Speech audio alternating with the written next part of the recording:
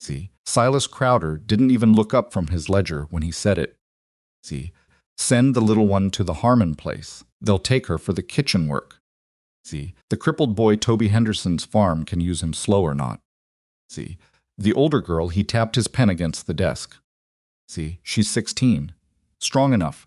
Baxter's been asking for ranch help. See, she goes there. The freight clerk across from him shifted uncomfortably. See, Mr. Crowder, these are your sister's children. Silas finally looked up. See, they're mouths, and mouths need to earn their keep. See, in the hallway, pressed flat against the cold wall, Mara Ellison stopped breathing. See, if you were that girl, if those were your brothers and sisters, what would you do? See, before we go further, if stories like this move you, hit that subscribe button right now and drop your city or country in the comments. See, I want to see how far this story travels. Every single comment means the world. See, now, let's go back to that hallway. The night Mara Ellison decided to steal her siblings from their uncle's house, she had exactly 4 things in her favor. See, she knew the back door didn't creak if you lifted the handle while you turned it. See, she knew Silas kept his dog chained on the east side of the property, not the west. See, she knew Caleb, at 13, was a light enough sleeper that she only had to touch his shoulder and he'd wake without making a sound. See, and she knew the way a person knows something they've never been taught, but have simply absorbed through years of watching the world carefully, that if she waited even one more day, she would lose them all. See, that was it. 4 things, against everything else that could go wrong. See, she didn't have a plan beyond the next 6 hours. She didn't have enough food for 6 children.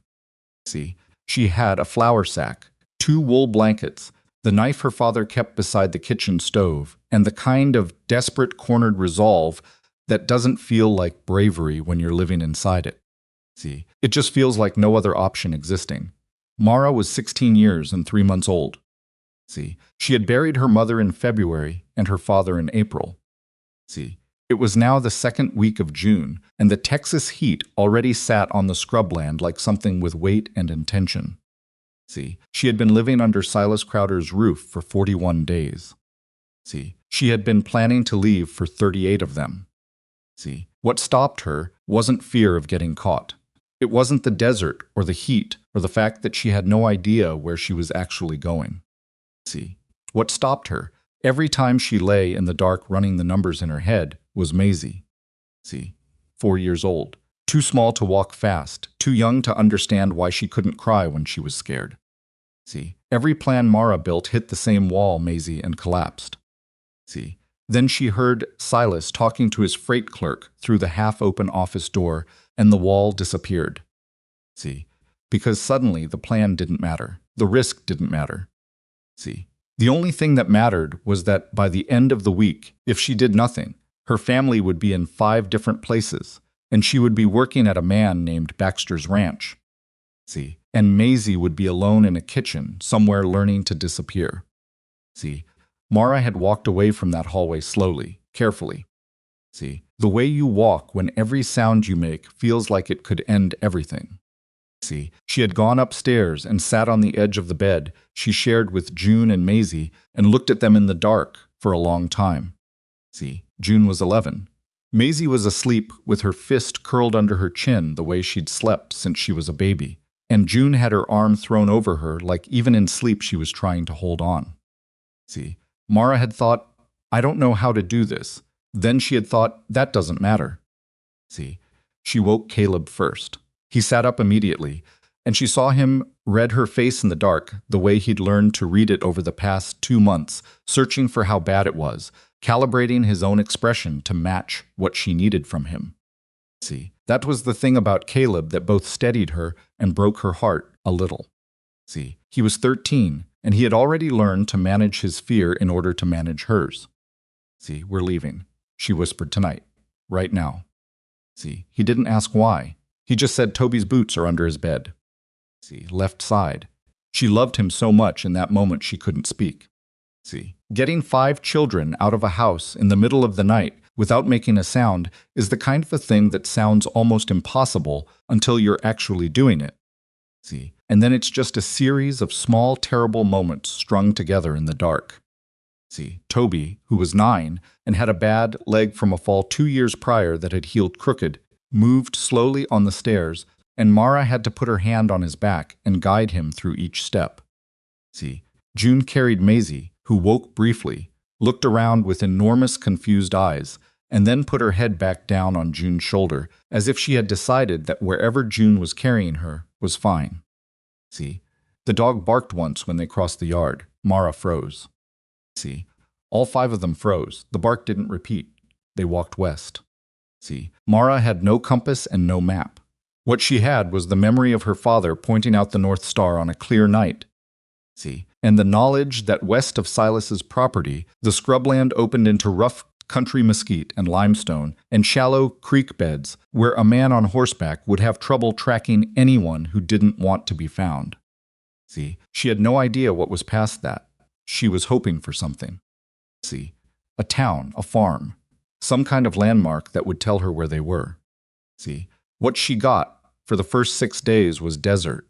The heat in the daytime was the kind that makes the air shimmer and makes your thoughts go strange around the edges.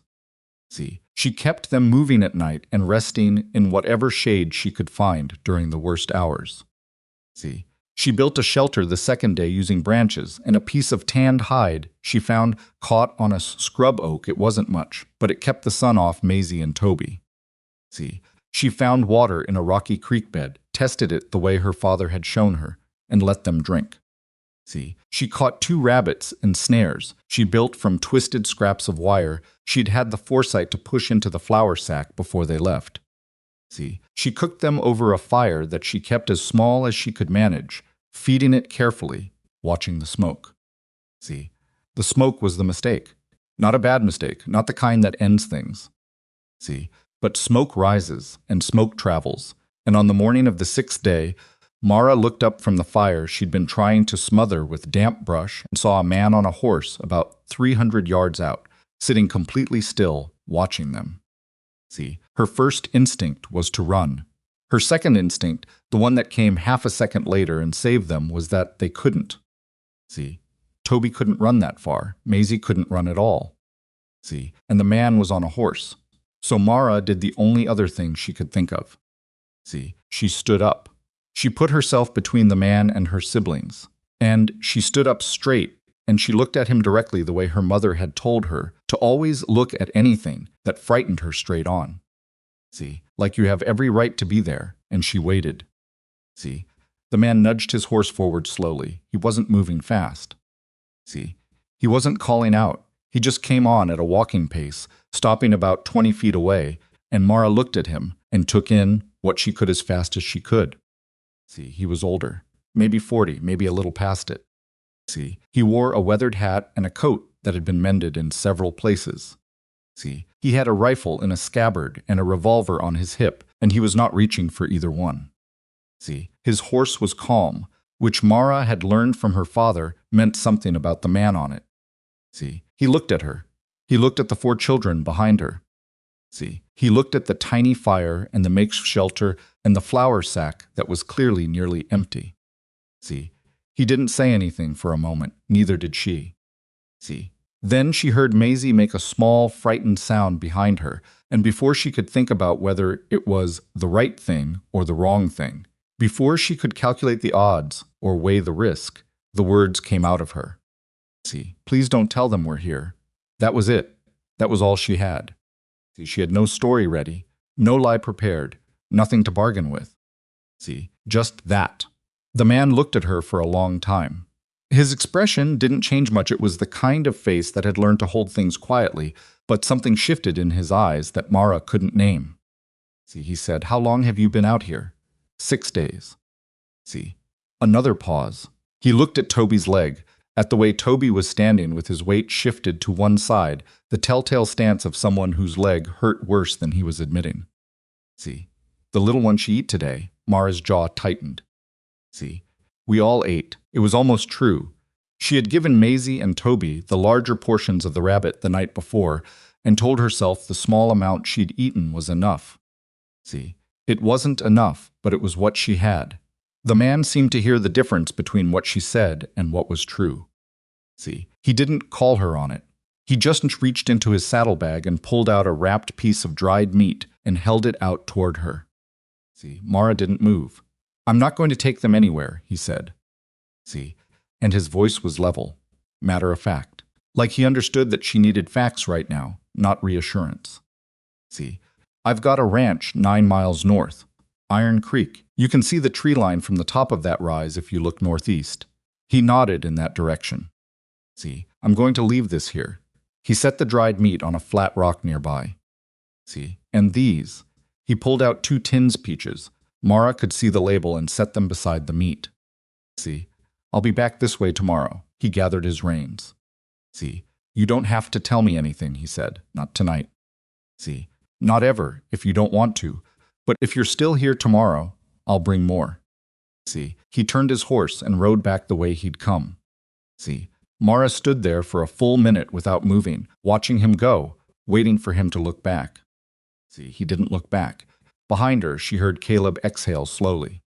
See, she heard Maisie ask June what the man gave them. She heard June open one of the tins and Maisie make the sharp, involuntary sound of a child smelling something sweet after days of almost nothing. See, Mara picked up the dried meat. She told herself she would not be here tomorrow. See, she would move them tonight, after the children ate, put distance between themselves and this location, find somewhere else to shelter. See, she told herself not to trust a stranger, because stranger meant unknown, and unknown meant danger, and she had already made enough mistakes. See, she told herself all of this very firmly. Then she looked at Toby's leg. See, at the way Caleb was watching her with those careful eyes, reading her face, managing his own fear. See, at Maisie with peach juice on her chin, eating out of June's hands because June had given her the tin directly and was watching her the way a much older person watches a small one eat. See, Mara sat down on the ground. She tore off a piece of the dried meat and chewed it slowly. See, she thought, one more night. Just tonight. The man came back the next morning. See, he brought more dried meat, more canned food beans this time, and a tin of peaches for Maisie, because apparently he had noticed which one had lit up at the first tin. See, he brought a blanket, a real one, thick wool, and a small wrapped bundle that turned out to be a change of clothes in various sizes, worn but clean, clearly sorted from somewhere and brought deliberately. See, he sat on a rock about 15 feet away, and he didn't ask her anything. See, Mara watched him from where she stood and tried to figure out what he wanted. See, everyone wanted something.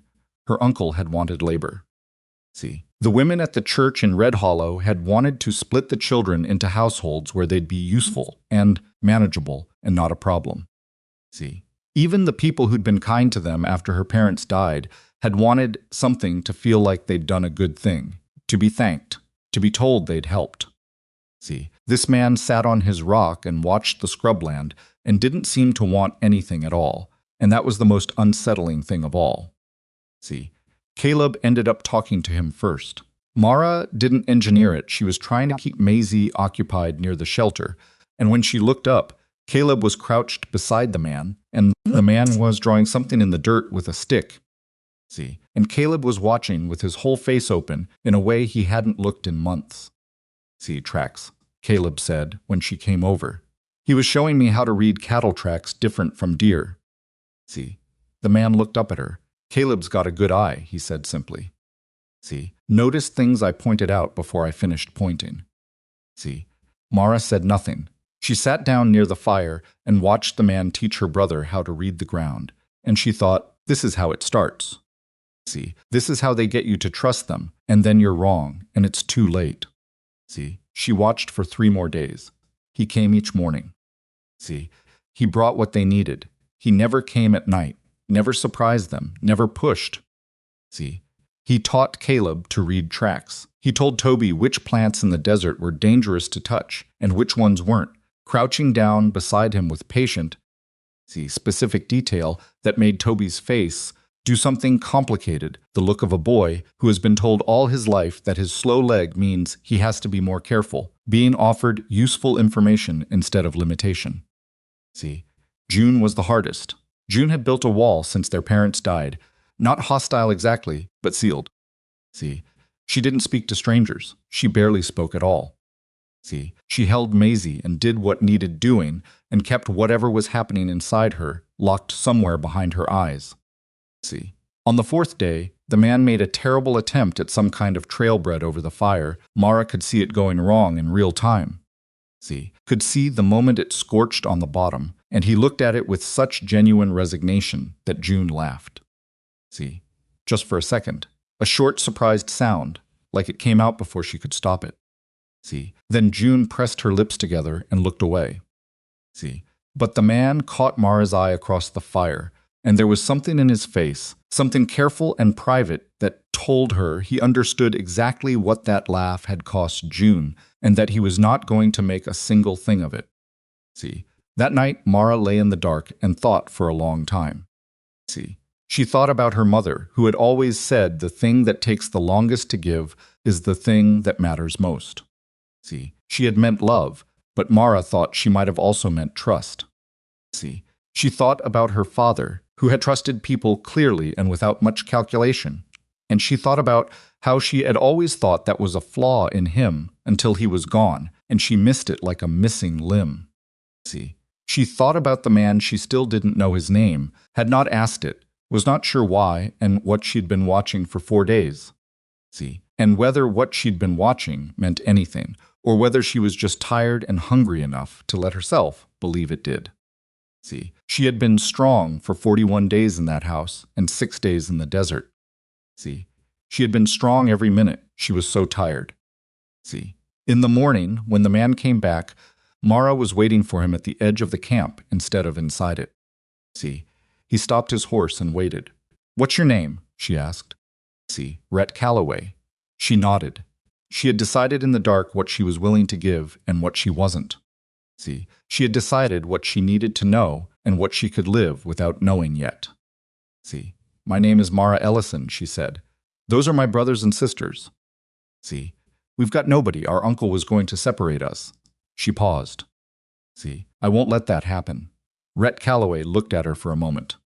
See, he didn't say he was sorry about their parents. He didn't say it would all work out. See, he didn't make it about himself or about what he could do for them. See, he said, "I've got a house 9 miles north with 5 empty rooms." See, Mara looked at him. "One night," she said. He nodded. See, "One night," he agreed. She turned back to tell her siblings to pack what little they had, and she already knew in the way she'd known the door wouldn't creak if you lifted the handle that one night was not going to be enough. See, she already knew that whatever was happening, she was in it now, and there was no clean way to step back out. See, what she didn't know yet, couldn't have known standing in the scrubland dust with Maisie reaching up to hold her hand, was that 3 riders were coming from the south. See, and that everything she had fought for since April was about to be tested in a way that 20 more days in the desert never could have prepared her for. See, but that was tomorrow, for now she had somewhere to go. See, she had something that felt dangerously, heartbreakingly close to shelter. See, she lifted Maisie up and settled her on her hip, felt the small familiar weight of her, and started walking north. See, this is a work of fiction created for entertainment purposes only. See, all characters, locations, and events are entirely fictional. See, the 9 miles north felt longer than they were. See, Mara walked it with Maisie on her hip for the first 3 miles, then shifted her to Caleb when her arms gave out, which she did without saying anything about why, just transferring the weight and keeping her pace. See, Toby managed better than she expected. See, he didn't complain about his leg, never did, but she could see the set of his jaw by the 6th mile, that particular tightness around his mouth that meant he was somewhere past tired and pushing through on something other than physical energy. See, she slowed the group without making it obvious she was slowing it for him. See, she stopped twice to check the direction and let him rest without calling it rest. See, June walked in silence the whole way, which was not unusual anymore. See, what June used to be talkative, quick to laugh, the kind of child who collected people the way some kids collect rocks, Mara could only half remember now. See, the last 4 months had packed something heavy into her little sister that had no name yet. See, Iron Creek Ranch came into view just before the sun hit its worst angle in the sky. See, the house was big, bigger than anything Mara had expected from a man who rode alone and carried his own supplies and mended his own coat. See, it was not fancy. The porch needed work on two of its boards, and the paint on the east side had given up entirely, but it was solidly built, the kind of structure that had been built to last and largely had. See, there was a barn, a bunkhouse that looked empty, a water trough, and three large cottonwood trees clustered near the south side of the house that threw shade over half the yard. See, Maisie lifted her head off Caleb's shoulder and said, "Trees." See, it was the most she'd said in 2 days. Rhett was already off his horse by the time they reached the gate. See, he tied the animal at the post and pushed the gate open, stepping back to let them through without making a production of it. See, "Kitchen's got a stove that works," he said. "Pump inside." See, "I'll get it primed." He looked at Toby for a moment, not at his leg, just at him. See, "There's a chair by the window in the kitchen that's got a good view of the barn if you're interested." See, Toby looked at him. "I'm interested," Toby said carefully, like he was testing whether the offer was real. See, "Then it's yours while you're here." That was how it started. See, not with speeches, not with assurances that everything was going to be fine. See, just a chair by a window, a primed pump, a stove that worked. See, Mara stood in the kitchen of Iron Creek Ranch that first afternoon and watched Rhett Calloway move around the space with the particular efficiency of a person who has been alone long enough that every motion has been stripped down to what's necessary. See, he didn't bang things. He didn't fill the silence with talking. See, he found a pot, filled it, set it to heat, put beans in it from a sack in the pantry, and then stepped back and said, "You want to take over, or you want me to finish it?" See, he was asking her, not June. Her. She understood what he was doing without being able to articulate it cleanly. See, he was giving her the kitchen, giving her control of the one thing she'd had control of for the past week, feeding them. See, she'd been the one doing it badly, with rabbit and scraped together root plants and whatever she could manage. See, he was not sweeping in and taking that over. He was offering to hand it to her. See, "I'll finish it," she said. He nodded and left the kitchen.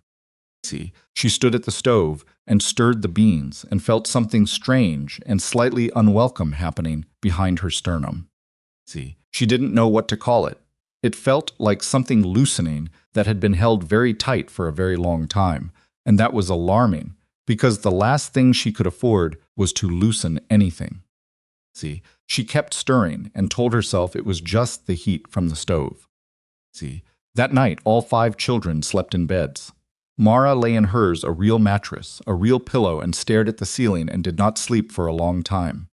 See, she listened to the sounds of the house settling, to the distant low movement of cattle, to Maisie breathing in the next room. See, she ran through her list of concerns the way she'd been running it every night for weeks. See, where was Silas? How long before he sent someone to look? See, whether he would contact a sheriff, whether the law would be on his side or theirs. See, whether she had made a mistake bringing them here, to a fixed location, a known address, a place that could be found. See, the trouble with Iron Creek was exactly what made it valuable. It was real. See, it had a name, a man who lived there with a name. Unlike the scrubland, which you could disappear into if you were willing to suffer enough, this was a place on a map, and Silas Crowder had spent his life knowing how to find things on maps. See, she had given them one night. She would reassess in the morning. See, in the morning, Rhett made coffee and put it on the table and didn't say anything about what they were going to do or how long they were staying. See, he sat down, drank his coffee, and when Caleb came in and asked whether he could look at the barn, Rhett said sure and finished his coffee and took him out there. See, Mara watched them go through the kitchen window. She gave them one more night. See, then another. The problem with making decisions based on what was safest was that safety kept shifting.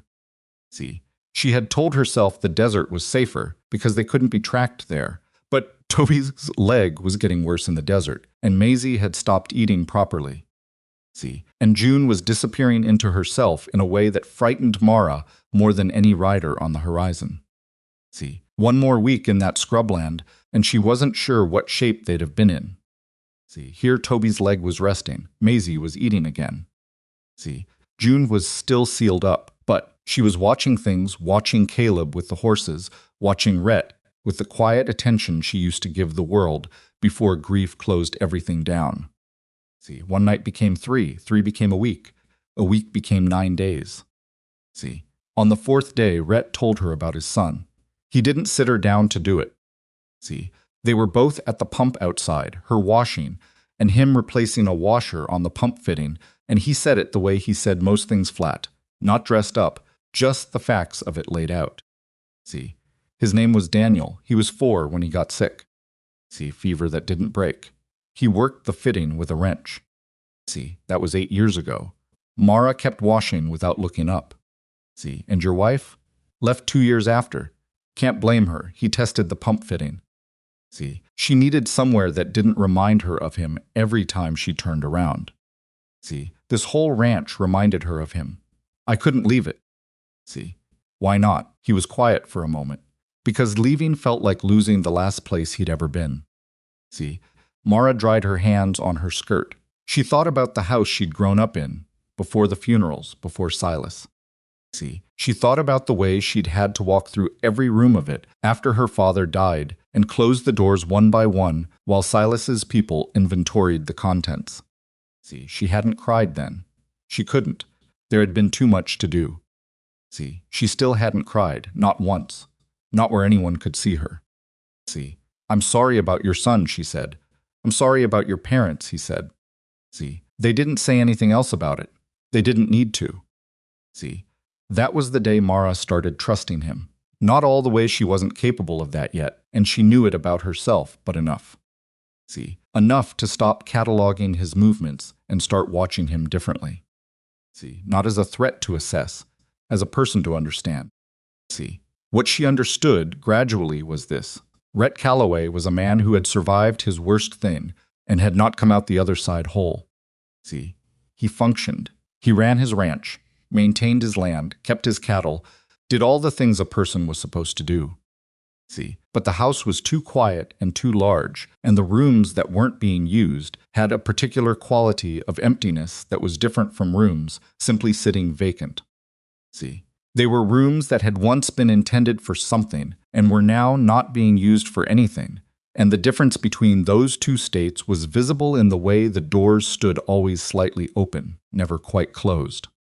See, he had been rattling around in this house alone for 8 years. See, Mara thought about that a lot in the evenings, when the younger ones were in bed, and she'd sit on the porch because she couldn't sleep.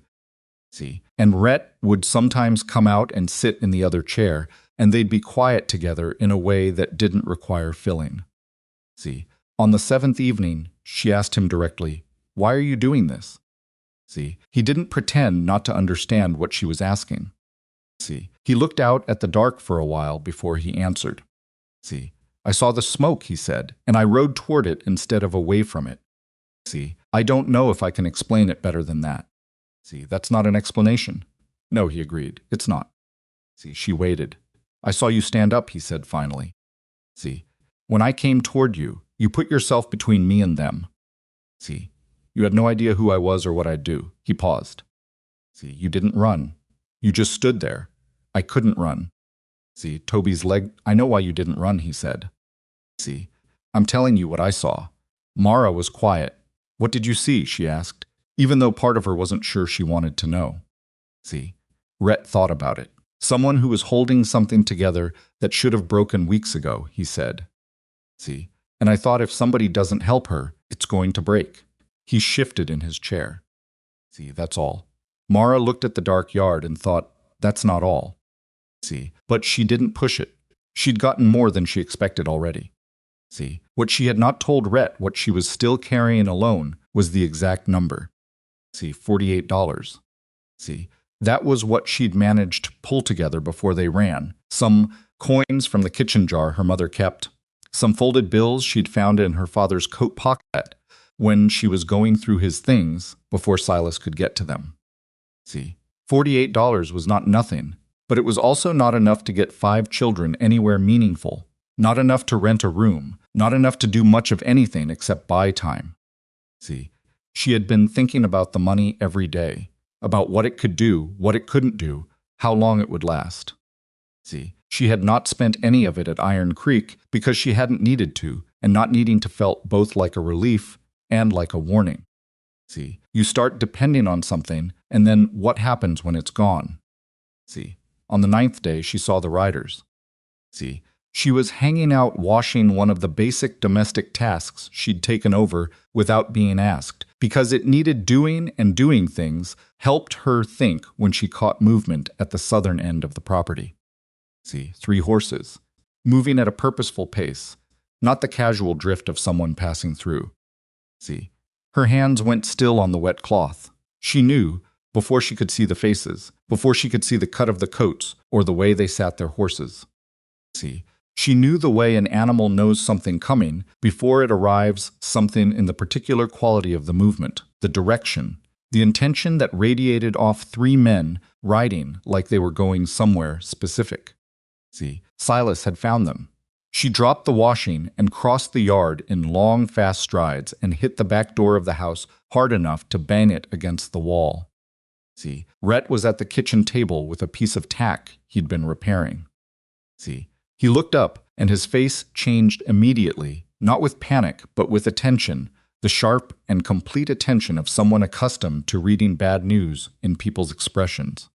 See, south fence line, she said. 3 riders. He was on his feet before she finished the sentence. See, she grabbed his arm, something she would not have done 9 days ago. See, if they have papers, let me look at them first. See, Rhett. Her grip tightened. If those papers say my uncle has legal right to them.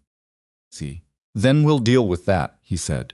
But I need to see what we're actually dealing with before you make a decision. See, can you trust me for 20 minutes? The question landed in the center of her chest and stayed there. See, 20 minutes while the riders came closer. See, 20 minutes while Silas's claim got closer to her door. See, she thought about everything she'd watched over 9 days.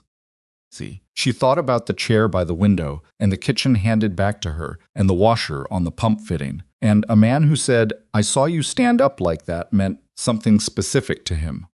See, she looked at him. 20 minutes, she said. But I need the children somewhere they can't be reached.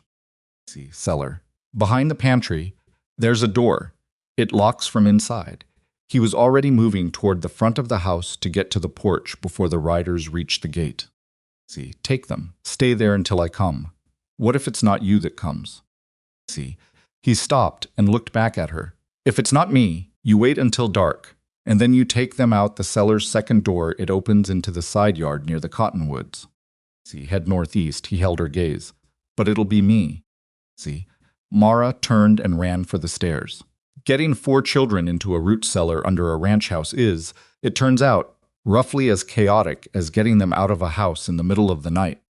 See, except with less time and higher stakes, and a 4-year-old who has just woken from a nap and is not pleased about being carried rapidly down a steep set of wooden stairs into the dark. See, it smells, Maisie announced. Hush, Mara said. It smells like dirt. See, Maisie. It's dark. June has you, Mara said. June's right here. See, June was right there. See, she had Maisie's hand and was crouched against the far wall with her back straight and her jaw set in a way that made her look, in the thin light coming through the cellar door before Mara pulled it shut, like she was 18 instead of 11. See, Caleb sat against the wall with his knees up and his head back, and Mara could see him counting his own breaths the way she'd told him to do when he was scared in for 4, hold for 4, out for 4. See, it worked. He'd told her it worked. See, Toby sat beside him and did not look scared at all, which was more worrying than if he had, because Toby had a habit of going very still and very calm when he was most frightened, and that particular stillness was on him now. See, Mara stood at the base of the stairs with the door pulled shut above her and listened. See, she could hear nothing from the cellar. That was the point. See, but not hearing anything was its own kind of torture, because not hearing meant not knowing, and Not knowing meant her mind went to every possible version of what was happening above her head. See, she thought about Silas's voice through that office door. See, the ledger, the pen tapping, their mouths, and mouths need to earn their keep. See, she had $38.13 left of the 48. See, she thought about that too for some reason, standing in the dark with 4 children and the smell of earth and old preserves. See, she thought about the exact weight of that money and exactly how little it would do against a man like Silas Crowder's, who had legal authority and a freight operation, and whatever connections money bought in a county like Ashford. See, she thought about Rhett saying 20 minutes and what it meant that she had agreed to that. See, she had agreed to it because she believed him. That was the thing she kept circling. See, she believed him.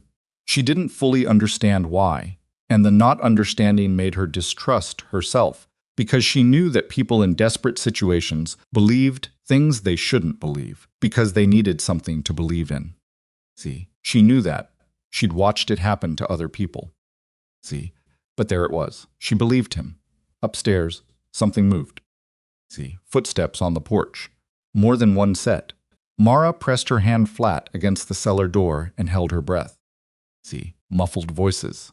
She couldn't make out words. The cellar was too well built for that, which was simultaneously frustrating and a relief, because it meant voices couldn't come down either. See, she heard a tone she recognized, though, even muffled through a thick wood door and a floor and 9 inches of air. See, it was the particular low-register certainty of a man who was accustomed to getting what he asked for. See, Deke Mercer. She hadn't seen him since Red Hollow, but she'd heard him enough. See, he was Silas's foreman, a long-jawed man in his 40s who moved like something that had learned to be patient, because patience was more effective than hurry when you were bigger than most of what you were chasing. See, she heard Rhett's voice too, shorter, quieter. See, she couldn't hear the words. See, but she heard the pace of it even. See, unhurried. See, not backing up. See, then silence for a long stretch, then footsteps retreating off the porch. See, Mara waited. She counted. She got to somewhere around 600 before she heard the cellar door at the top of the stairs click, and then light came down and Rhett stood in the opening above her. See, they're gone, he said. She came up the stairs fast and pushed past him into the kitchen and went to the window and looked south. See, 3 horses moving away, getting smaller. She stood there until they were out of sight. See, then she turned around. What happened? Her voice came out flat and controlled, which was the only way she could manage it. See, Deke Mercer, Rhett said your uncle has legal custody and he wants the children returned. See, I told him he was standing on my private property without a warrant and without a judge's order, and that he could ride back to wherever he came from. He set his hat on the table. See, he said your uncle would be back with papers. He will be. See, I know. Which means she stopped. Calculated. See, a week maybe. Less if Silas pushes a friendly judge. See, Rhett nodded. So we need to run, she said. We need to leave tonight, move before he comes back with... See, Mara, if we head west, we can get to Mara. His voice was patient but firm. See, running isn't going to work. You know that. You've got 5 children, one of them 4 years old and one with a bad leg, and your uncle has money and horses and connections in this county and every county between here and the New Mexico territory. See, you run. He'll find you inside 2 weeks. She knew he was right. See, she had known it for days, which was one of the reasons she'd stayed, not just because of the beds in the kitchen and Maisie eating again, but because some part of her had understood that the scrubland was not a solution. See, it had been a delay. Everything so far had been a delay. See, then what? She asked, and her voice came out rawer than she meant it to. See, Rhett looked at her steadily. Let me make some inquiries, he said. See, inquiries. She almost laughed. Silas is going to come back with a county sheriff and a piece of paper that says those children belong to him, and you want to make inquiries. See, yes, that's your plan, part of it. She stared at him. See, what's the other part? He was quiet for a moment. See, not hesitating, thinking. There was a difference, she'd learned. See, I need a few days, he said. Can you give me that? See, she wanted to say no. She wanted to say that a few days was too long and too vague, and she didn't work with vague because vague got people caught. See, she wanted to say that she had been the one holding everything together since April, and that asking her to hand that over to someone else's timeline was asking more than he understood. See, she looked at him. She thought about 20 minutes, and what it had cost her, and what it had gotten her. 3 days, she said. I might need 4. 3, she said again. See, he nodded. 3. She went back downstairs to tell the children they could come out. And as she went down the stairs, she heard, very quietly from above her, see, the sound of Rhett already moving toward the front door, not heading to the barn, not settling in for the evening. See, moving with purpose, heading somewhere, starting something she didn't know about yet. See, she told herself that was fine. She had given him 3 days. See, she had $38.13 and 3 days, and a set of children who were going to need supper, and a reason to believe that things were moving in a direction that was not simply toward the next disaster. See, she went down and she got them out of the cellar, and she told them Deke had come and gone and that they were all right. And Maisie asked whether they could have biscuits with supper, and Mara said she would see what was in the pantry. See, and Caleb looked at her over Maisie's head with those calibrating eyes, and she looked back at him steadily. See, he nodded. Just barely. That was the conversation. See, that was all it needed to be. She found flour. She found butter. See, she had never actually made biscuits before her mother had always done it, and she'd watched, but watching and doing are different in the particular way that most things turn out to be different until. See, you're doing them, and the first batch came out wrong. See, too flat, slightly gummy in the center, not quite right. See, she put them on the table anyway. Maisie ate 2 without complaint. See, June ate 1, and then a second one quietly, without being asked, which was the first time in weeks she'd taken more of anything without being encouraged. See, Toby said. They're not bad. They're not good either, Caleb said. See, they're edible, Mara said. See, high praise. See, Caleb's, see, and the corner of his mouth moved. See, and she thought, see, there he is. See, there's the boy who used to laugh at things. He's still in there. See, that night after the children were in bed, Mara sat on the porch alone. See, Rhett had not come back yet. See, she didn't know where he'd gone, and she had agreed not to ask, and she was sitting with the discomfort of that, the particular grinding discomfort of a person who controls things trying to sit still while someone else is in motion. See, the stars were very clear. Out here, away from any town, the sky was enormous and indifferent in a way that she had hated in the desert and somehow found steadying now. See, not comforting, just large, too large for her problems to fill, which was different from being comforted. See, she was sitting there when she heard hoofbeats, soft in the dirt, coming up from the south trail. See, she stood immediately, but it was Rhett's horse. She recognized the gait up by now, that particular slightly uneven rhythm that meant the horse had a tendency to favor its right front when tired. See, he came through the gate and stopped when he saw her on the porch. See, she crossed her arms. You said 3 days, she said. See, I wasn't gone for 3 days. It's been 6 hours. See, I know how long you were gone. He dismounted and led the horse toward the barn without answering that. See, she followed him, which was not something she'd planned to do, and stood at the barn door while he untacked the animal and started rubbing it down. See, did you find what you were looking for? She asked. See, he was quiet for a beat. Then I found a starting point. See, what does that mean? He looked at her over the horse's back. See, it means there might be a legal path that Silas doesn't know about yet. See, guardianship laws in this county have some specifics that most people don't bother to know because most people don't need them. He went back to rubbing down the horse. See, I talked to a man in town who knows the county clerk and the circuit judge's schedule. See, Mara was quiet for a moment. Rhett, I need to understand something. See, what exactly are you? She stopped, restarted. What are you trying to do here, specifically? See, he set down the brush and looked at her across the dark of the barn with an expression she was beginning to recognize, the one where he was about to say something he'd thought about carefully and was going to say simply. See, I want a petition for guardianship, he said. Legal guardianship. See, all 5 of you. See, on paper, under this roof, see, with the county's backing. See, he paused. See, that's what I want. But I know that's not my call to make. See, it's yours. The barn was very quiet. One of the horses moved and settled. See, Mara stood absolutely still. She thought about a lot of things in that moment in the compressed, rapid way that the mind processes the important things when it doesn't have time to do it slowly. See, she thought about Silas's ledger and the pen tapping. See, she thought about the desert and the rabbit snares and Toby's jaw clenched against the pain of 6 miles. See, she thought about June laughing for one unguarded second over a burned piece of trail bread. See, she thought about Maisie asking for biscuits and Caleb's eyes over Maisie's head and $38.13. See, she thought about Daniel Calloway, 4 years old, whose room was probably one of those doors that stood always slightly open in this house. See, she looked at Rhett Calloway. All 5, she said.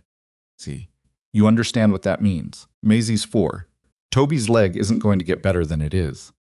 See, Caleb's going to eat you out of a cattle operation for the next 4 years. See, June doesn't speak to strangers, and she might not speak to you for a year. She paused. See, and I'm not easy. I noticed, he said. I'm saying there are 5 of us, and none of us are simple. See, I know that. Then why? He looked at her. The directness of it was the same as it had always been, not soft, not performed, just honest. See, because 5 empty rooms in a house is a kind of grief people don't talk about much, he said. See, and because you stood up in the desert when you had no reason to believe standing up would do anything. He picked up the brush again. See, and because those children deserve better than a freight operator's ledger. See, Mara's throat did something she didn't want it to do. See, she turned around before he could see her face. I'll give you the full 3 days, she said, heading back toward the house. See, then we decide together, all the information on the table. See, fair enough, he said from behind her. She walked back to the house in the dark and went inside and sat on the stairs in the hallway for a minute, with her hands clasped between her knees, not crying. She wouldn't cry, not yet. See, maybe not ever, but sitting with the weight of what was shifting inside her. See, something large and slow and long frozen beginning, very carefully, very reluctantly, to move. See, she did not know yet what Rhett had found out about guardianship law. See, she did not know what was moving in Silas Crowder's mind on the other side of this county. See, she did not know what the next days would bring. What she knew was this: she had stayed 3 days past when she planned to leave. See, she had agreed to 20 minutes in a cellar. She had told a man her name, her story, the exact nature of what she was carrying, and she had not been wrong about him yet. See, that was not nothing. For Mara Ellison, who had learned that every kindness carried a price, and every open door led somewhere that required payment that was close to everything. See, she got up off the stairs. She checked the locks on the doors. See, she looked in on the children, all 4 of them, one by one, the way she did every night, the way she would not be able to stop doing for a long time, even after she no longer had to. See, she got into bed. She lay in the dark and listened to the house and thought, 3 days. See, she had given him 3 days, and he was already moving, and whatever he had found in town tonight, it was a starting point. See, she didn't know if starting points were enough, but she was still here. See, they were all still here, and the door was locked, and Silas's riders were gone, and the biscuits had been bad but edible, and that was, for tonight, sufficient. See, she closed her eyes. She did not sleep for a while. See, but eventually she did, and for the first time since April, she did not dream about closed doors. See, the 3 days Mara had given Rhett felt different from the inside than she had expected. See, she had imagined them as a kind of suspended, waiting the held breath space between one crisis and the next, where nothing moved and nothing changed, and you just endured the stillness until something broke it. See, that was how waiting had felt for the past 2 months. See, heavy and airless and full of the particular dread of knowing the bad thing was coming, but not being able to see its shape yet. See, these 3 days weren't like that. On the first morning, Rhett left before dawn. See, he told her at breakfast the night before that he would be riding to the county seat, a town called Millhaven, 30 miles east, and that he would be back before dark. See, he said it simply, the way he said most things. And then he said, "The east pasture fence has a break in it about half a mile out." See, Caleb said he'd like to know how to fix it. There's wire and tools in the barn if he wants something to do. See, he was giving Caleb a task, a real one, not a make-work errand to keep a child occupied. See, Mara understood the difference. See, after he left, she stood in the kitchen and thought about the fact that she had told a man she barely knew where they were, who they were, and what was coming for them, and she had then handed him 3 days and gone to sleep.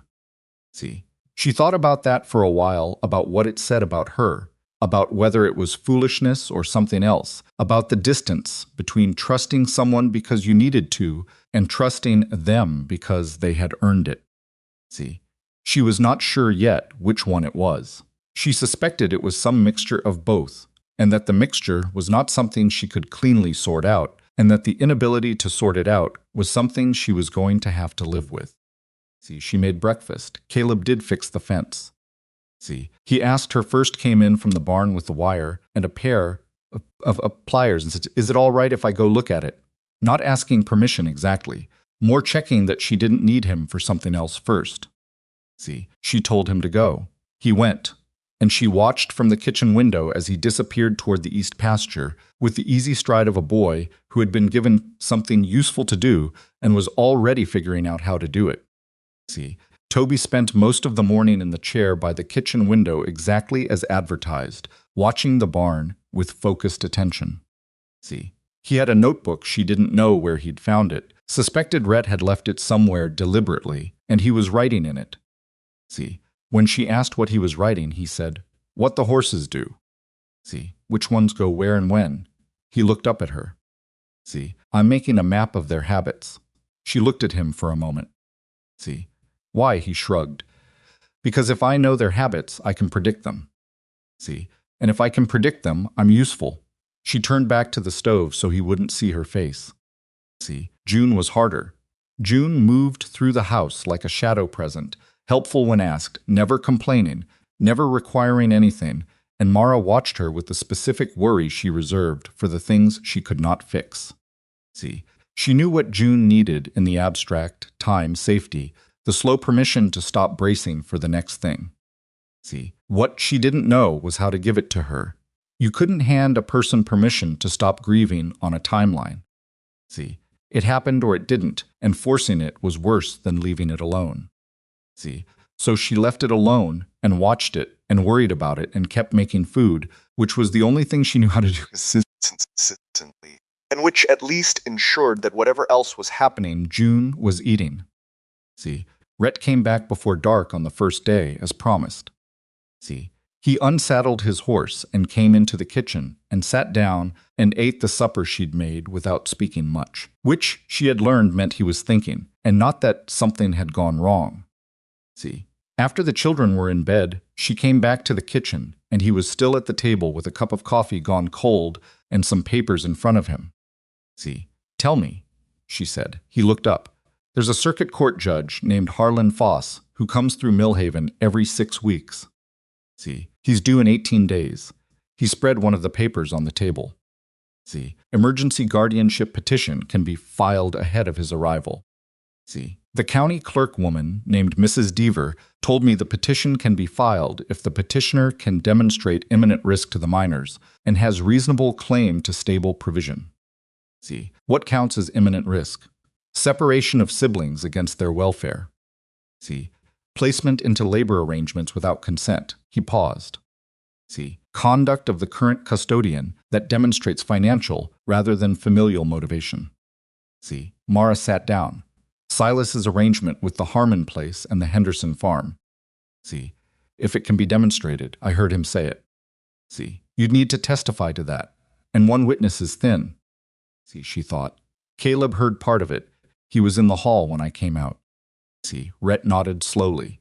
That's still thin, but better than one. See, Silas will say we're lying. He'll say I stole the children out of a proper household and he's trying to bring them back for their own safety. See, that's exactly what he'll say. So it's our word against his. See, unless Rhett said, and he stopped there, in the way he did when he was about to say something he wasn't certain of yet, there's someone else who saw what he was arranging. See, someone who was there and isn't connected to either of us. See, Mara looked at him. His freight yard workers. He had that conversation in his office. See, how many people work in that building? She thought back. See, counted. 6, 7 regular men, plus whoever comes through on freight runs. She paused. See, there was a clerk, the one he was talking to when I overheard it. See, he was uncomfortable. I remember that. He shifted in his seat and he said, these are your sister's children. See, Rhett was watching her carefully. You remember his name? See, no, but I'd know his face. I'm going to need you to think hard about anything else you can remember about him. See, what he was wearing, how old, anything distinctive.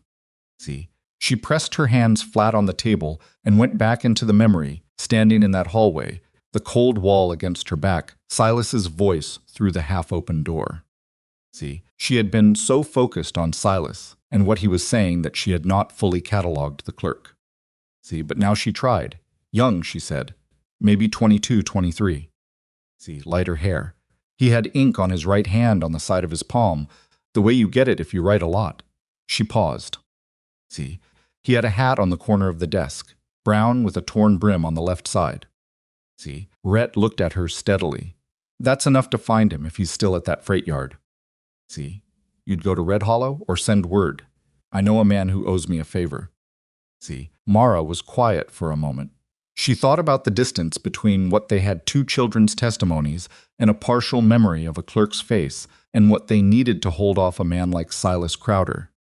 See, who had money and connections and the advantage of legal custody, however carelessly he intended to use it.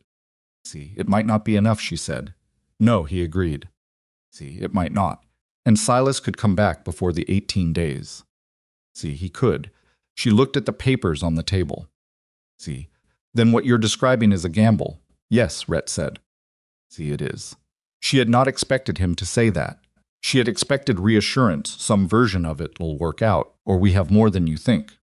See, the fact that he said yes, it's a gamble, without flinching or qualifying it, steadied her in a way that reassurance would not have. See, all right, she said, what do you need from me? See, written statement. Everything you heard Silas say, exact words as best you can remember them. See, every name he mentioned, every arrangement. He pushed a piece of paper toward her. See, as much as you can give me. I'll get it to Mrs. Deaver along with the petition.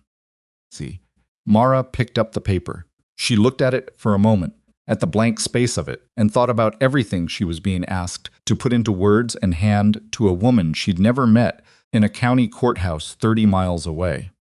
See, she thought about what it meant to take the thing she'd been carrying in her head, the exact memory of Silas's voice, the ledger, the pen, the way he said their mouths, and make it into something real and legal and permanent. See, she picked up the pen. She wrote for a long time. The second day, Rhett rode out again before breakfast. See, she heard his horse before she was fully awake, that slightly uneven hoofbeat going south down the trail, and she lay in the dark for a moment and thought, he's going to Red Hollow, or he's sending his favor. See, either way, something is in motion that I did not set in motion myself, and I have to decide how I feel about that. See, she decided she felt something between gratitude and terror, which she suspected was appropriate given the circumstances. See, the second day was harder than the first. Harder because the first day had been full of things to do, and the second day had fewer of them, and fewer things to do meant more room for the bad possibilities to move around in her head. See, she caught herself standing at the kitchen window 3 separate times staring south at the trail, and each time she had to deliberately redirect herself back to the beans, back to the mending, see, back to whatever task she'd assigned herself to keep her hands busy. See, Maisie noticed. This was the thing about 4-year-olds that Mara had not fully understood before she became the primary caretaker of one. They watched everything. See, they watched the way adults moved and the way adults held their faces, and they drew conclusions from those observations that were often disturbingly accurate. See, Maisie had been watching Mara stand at that window, and she came and stood beside her and slipped her hand into Mara's hand and didn't say anything. See, Mara looked down at her. Maisie was looking south down the trail with the same expression Mara had been wearing. See, it was such an accurate imitation, the focused eyes, the set jaw, the watchfulness, that Mara almost laughed. See, what are we looking for? Maisie asked. Mara considered this. See, nothing that's coming yet, she said. Maisie thought about that. See, okay, she said, and she went back to whatever she'd been doing, which was building something elaborate and architecturally ambitious out of wood blocks she'd found in the barn. See, that evening, Rhett was back by supper again. He brought news that he delivered in pieces, not because he was being evasive, she had learned, but because that was how he processed things, starting from what he knew for certain and building outward. See, the petition is filed, he said. Mrs. Deaver accepted it. See, she said Judge Foss will see it when he arrives. 18 days. See, 16 now, and the clerk from the freight yard. See, he paused here a beat longer than usual. My man in Red Hollow found him. See, his name is Willis Pratt. He's 23. He's still working at the yard. Another pause. See, he's scared. Of Silas. Of what speaking against Silas might cost him. Rhett wrapped his hands around his coffee cup. See, my man told him what we're doing and asked if he'd provide a written statement. See, Pratt said he needed to think about it. Mara stared at the table. See, he needed to think about it, she repeated. People who depend on a job for their survival don't give that job up lightly, Mara. See, even for the right thing. I understand that, she said, and she did understand it, and the understanding did not make it less frustrating. See, did your man tell him about the children? What Silas was arranging? See, he told him, and he still needed to think. He's 23 years old and he's scared. See, that doesn't make him a coward, that makes him a person. See, she exhaled. If he doesn't come forward, then we go with what we have. See, your statement, Caleb's memory, the petition, my testimony about the condition you were in when I found you. He looked at her steadily. See, it's not nothing, it's not enough. Maybe not. See, but the petition buys us time that Silas can't easily override. See, once it's in front of a judge, even a judge who has no particular feeling one way or another, he has to be careful.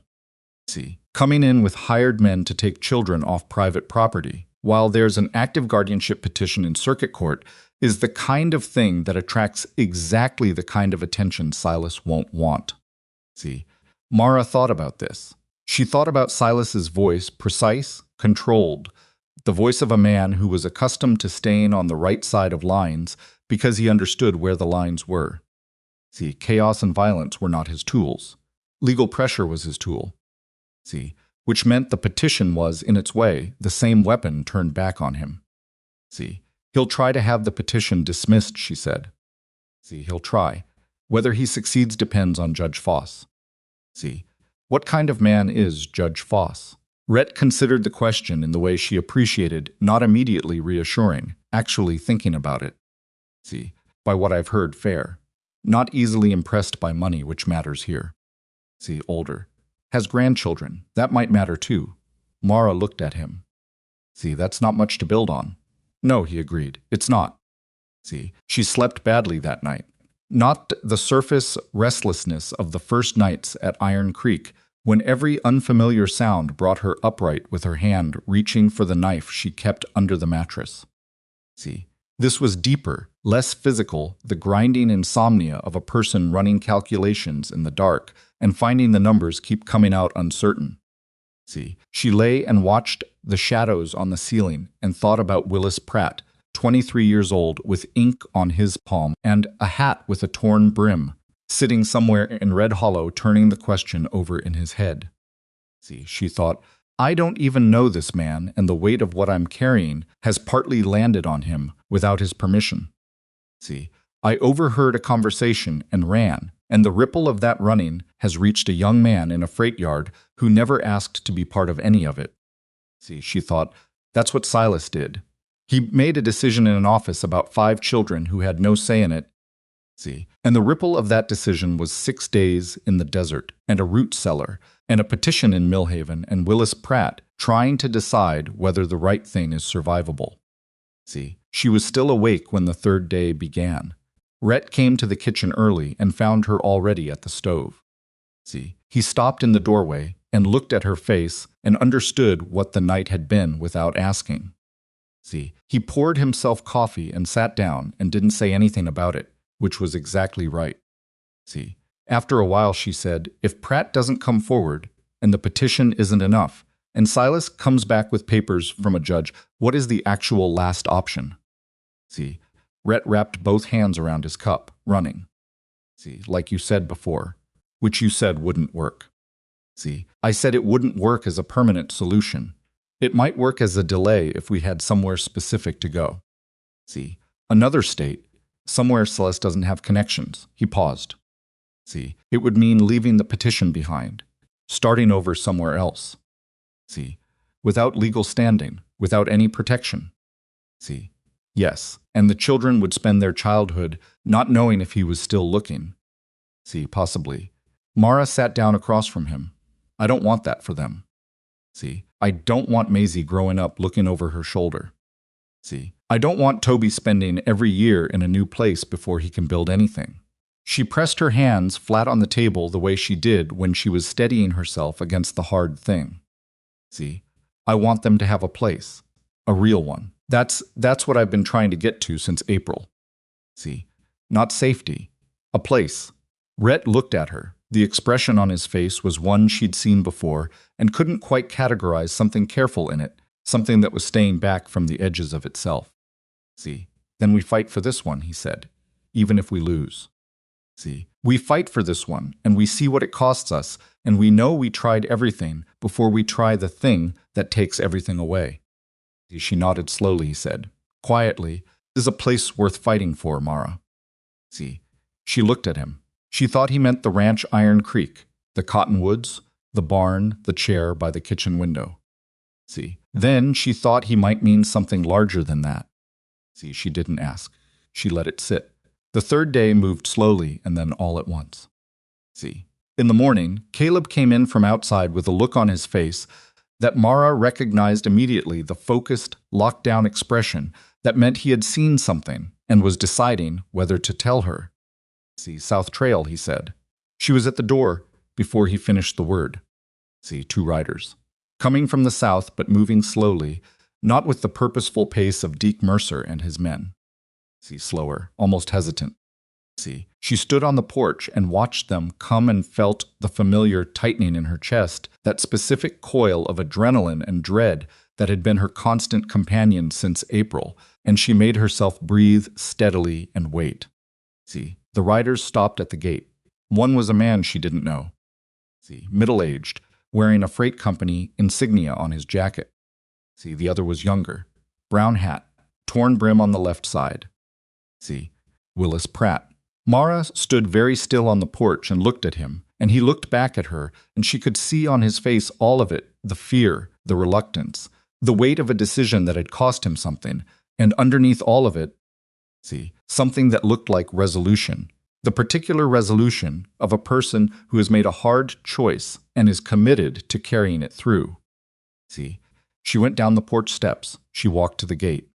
See, she stopped in front of Willis Pratt's horse and looked up at him. See, you came, she said. I had to think about it, he said. See, I know. He looked at her for a moment. He was younger than she'd thought in the hallway, younger, and looked like he hadn't slept well either. See, I've got children, he said, a sister, 2 brothers, younger. See, my mother's sick. He was explaining himself, not making excuses, laying out the facts of his situation the way people do when they need you to understand what something cost them. See, I can't lose that job easy. I understand, she said. See, I'm going to lose it anyway, he said. When Crowder finds out. See, maybe not. If the petition goes through, he'll know it was me. See, he's not stupid. Pratt shifted in his saddle. I've been thinking about what I heard him say about those little kids, and I've been thinking about it every night since your man came to the yard, and He stopped. See, his jaw worked. I can't sit on it. I tried. I can't. See, Mara looked at him. She thought about what it had taken for him to ride 30 miles to a ranch he'd never seen to speak for 5 children he didn't know. See, she thought about the weight of that in a specific and practical way, not sentimentally, but as one person who understood carrying weight, recognizing it in another. See, come inside, she said. I'll tell Rhett you're here. See, Rhett was already on the porch. Of course he was. He had heard the hoofbeats and come out quietly, not pushing in front, not taking over, standing back until he was needed. See, Willis Pratt came inside and sat at the kitchen table and drank a cup of coffee and talked for an hour and a half.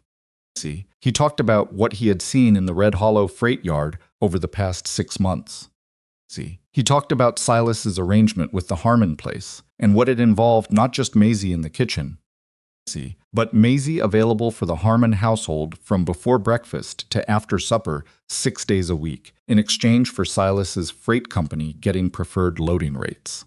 See, he talked about the Henderson arrangement and Toby, and his voice got flat and tight talking about that one because he had met Toby, had seen him, had watched Silas calculate the boy's worth based on what a crooked leg could still manage. See, he talked about Mara being pledged to the Baxter Ranch, and what he knew about the Baxter Ranch, and what he said about it made Rhett's face go very still and Mara's go carefully blank. See, he talked about the freight clerk himself being the one who drew up the preliminary papers for the arrangements before they were finalized. See, and about the moment he had said, "These are your sister's children," and Silas had looked up from the ledger and said what he had said. See, he said, "I've been in that job 2 years, and I've seen Mr. See, Crowder do some hard things, and I told myself it wasn't my business. See, but those kids." He stopped. He looked at the table. See, that was the line. That was where I couldn't tell myself it wasn't my business. See, no one said anything for a moment. Then Rhett said, "Can you put all of that in writing? Signed and witnessed?" See, that's why I'm here, Pratt said. Mrs. Deaver, the county clerk, arrived 2 hours later. See, Mara did not know Rhett had arranged that had contacted her ahead of time and told her to be available on the 3rd day, in case something developed, which meant he had anticipated this possibility, had been running 2 tracks simultaneously. See, the petition and the witness, without telling her he was doing both at once, because she was already carrying enough. See, she thought about that when she saw Mrs. Deaver's wagon come up the north road, about the fact that Rhett had absorbed some of what she was carrying without asking if he could, and without making her know he was doing it. See, so that she would not spend the 3 days worrying about a second track that might not produce anything. See, she thought, that is the kind of thing that takes years to learn to do for another person. See, that's not instinct, that's practiced care. She stood in the yard and watched Mrs. See, Deaver come down from her wagon, a compact woman in her 60s with gray hair and the particular nonsense energy of someone who had spent decades in county bureaucracy and had no patience for theater. And she felt something shift in the weight of the thing she'd been carrying since April. See, not lift, not disappear, shift, the way weight shifts when someone else puts their hand under it without taking it away from you. See, Mrs. Deaver went inside, and Willis Pratt gave his statement and signed it, and it was witnessed by Mrs. See, Deaver and by Rhett and by Mara herself. See, the man who had come with Pratt, who turned out to be another freight yard worker, an older man named Galt, who had been with the company for 12 years, provided a second statement corroborating the arrangements, the dates, the names. See, 2 witnesses. See, documented. See, witnessed. See, submitted. See, Mrs. See, Deaver looked at everything spread on the kitchen table and nodded once, briskly, in the way of a woman who does not distribute approval lavishly, but means it when she does. See, this is sufficient to strengthen the petition considerably, she said. See, Judge Foss will have this waiting for him when he arrives. See, 14 days, Mara said. 13, as of tomorrow, Mrs. See, Deaver said. She began gathering her papers with the efficiency of someone who had another appointment and intended to keep it. See, Mr. Calloway, The emergency protection order I filed this morning should hold any external claim at bay pending the judge's ruling. See, if Mr. Crowder's people come onto this property before the hearing, they are in violation of a county order. She paused and looked at Mara directly. See, that does not mean they won't come. It means that if they do, you have grounds. See, and if they come anyway, Mara asked, then you send word to the sheriff's office in Millhaven immediately. See, she left. Willis Pratt left. Galt left. The kitchen was quiet again. See, Mara stood at the table looking at the clean space where the papers had been. See, Rhett was at the stove. Caleb was in the doorway. Toby had come in from the barn at some point and was in his chair. See, June was on the stairs sitting about halfway up, listening. See, Mara looked around the kitchen at all of them. She said 13 days. See, no one said anything right away. Then Caleb said, "Is it going to be enough?" See, Mara thought about the right answer. She thought about the false answer, the reassuring one, the version where she told him, yes, absolutely, it was going to be fine. See, she had not been able to give that version in a long time, possibly ever, and she was not going to start now. See, it might be, she said. We did everything we could do today. See, we'll see what it gets us. Caleb nodded. He understood that language, the honest language of someone not making promises they can't keep. See, that night after everything was quiet, Mara stood on the porch for a long time. See, the evening was cooling down the way Texas evenings do in June, still warm, but with something in the air that suggested the heat had crested and was beginning to consider letting go. See, the cottonwoods were moving in whatever small breeze was passing through. See, the cattle were quiet in the east pasture. She heard the door behind her, and Rhett came out and stood in the other spot, and she thought, not for the first time, about how this had become a habit without either of them designating it one. See, they just both ended up here in the evenings, standing or sitting, the way people end up in the same places when they have been in proximity long enough. See, you knew about Pratt before you told me he needed to think, she said. See, it wasn't an accusation, it was just a thing she needed to name. See, Rhett was quiet for a moment. I knew he was leaning toward it.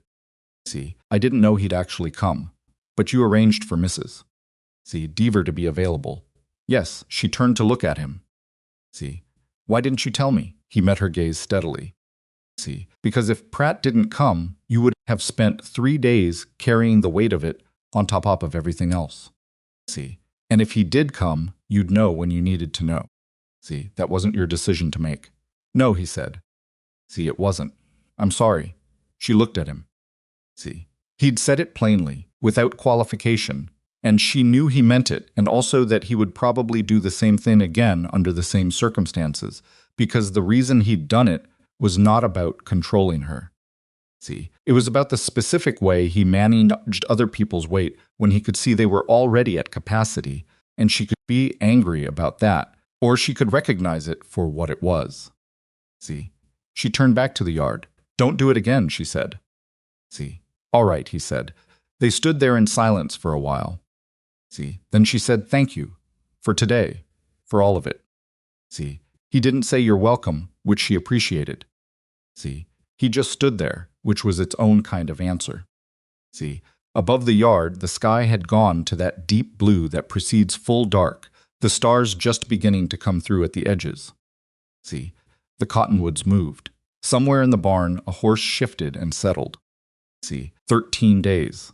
Silas Crowder was somewhere on the other side of this county, and whatever he was planning was already in motion, and she had given everything she currently had to give her statement, Caleb's memory, see, Willis Pratt's courage and his ruined job and Galt's 12 years of watching, and now it sat in a county clerk's office, waiting for a judge she'd never met.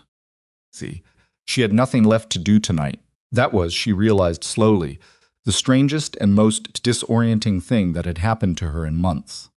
See, she had nothing left to do tonight, and the children were inside and safe, and the county order was filed, and tomorrow would require something from her, but tonight did not.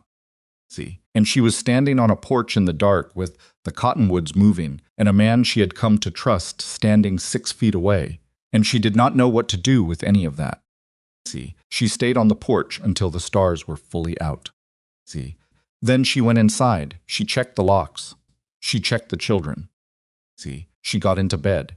And for the first time since this whole thing started, since the hallway in Red Hollow, since the flour sack and the back door that didn't creak, and the first night in the desert, she did not run the numbers before she slept. See, she just let the dark be dark. The 13 days did not pass quietly. See, Mara had not expected them to. She knew Silas well enough, had observed him for 41 days in close quarters. See, had watched him operate his freight business with the particular efficiency of a man who understood that time was money and delay was loss, to know that he would not sit on his side of the county and wait for a judge to arrive. See, Silas Crowder did not wait for things to happen to him. See, he happened to things first. The first move came on day 4. See, a man she didn't recognize rode up to the Iron Creek gate in the mid-morning, not Deke Mercer, not the 2 riders who had come with him, someone new. See, he wore a clean coat and carried a leather satchel and introduced himself to Rhett at the gate as a representative of a law office in Millhaven. See, he had papers, he said. He would like to speak with the children. See, Rhett told him the children were not available. The man said he had a right as a legal representative to conduct a welfare inquiry on behalf of his client. See, Rhett told him that Mrs. Deaver's protection order did not permit third-party interviews of the minors pending the hearing, and that if the law office had questions about the terms of that order, they were welcome to contact Mrs. Deaver directly. The man looked at Rhett for a moment with the expression of someone recalibrating. Then he put his papers back in the satchel and left. Mara watched the whole exchange from the kitchen window. When Rhett came back inside, she said, "He was here to look at them." Yes, to assess whether the welfare claim holds up. Whether they look like children in distress or children who are being well kept. Rhett poured himself water at the pump. That's some I read. Silas is building a counter-argument that we've manufactured this. That the children are fine under his care and the petition is based on false claims. Which means he's worried about the petition, Rhett said. If he wasn't worried, he wouldn't be sending lawyers to look at the children. Mara thought about that. She thought about the logic of it, that Silas's response to the petition was itself evidence that the petition had landed somewhere it hurt. A man who was confident he would win didn't send lawyers to conduct welfare checks. He let the proceedings run and won on the merits. He knows about Pratt, she said. Rhett set down his cup. He didn't answer immediately, which was answer enough. He knows, she said again, this time not a question. I think it's likely. Pratt would have gone back to the yard to collect his things, or Silas would have noticed his absence. Either way, Silas knows his own clerk signed a statement against him. Yes. Mara sat down at the table. She thought about Willis Pratt. She thought about him going back to that freight yard, or not going back, about the moment he'd have to account for where he'd been and what he'd done. She had told herself, when he left Iron Creek, that she couldn't carry responsibility for what happened to him, that he had made his choice as an adult with full understanding of what it might cost. She still believed that. She also knew it wasn't as clean as believing it. Is he all right? She asked Pratt. My man in Red Hollow is keeping an eye. So far, nothing physical. Silas isn't stupid enough to touch him before the hearing that would create exactly the kind of trouble he doesn't want. Rhett paused. After the hearing is a different question, depending on how the hearing goes. Yes. She pressed her hands flat on the table. 9 days left.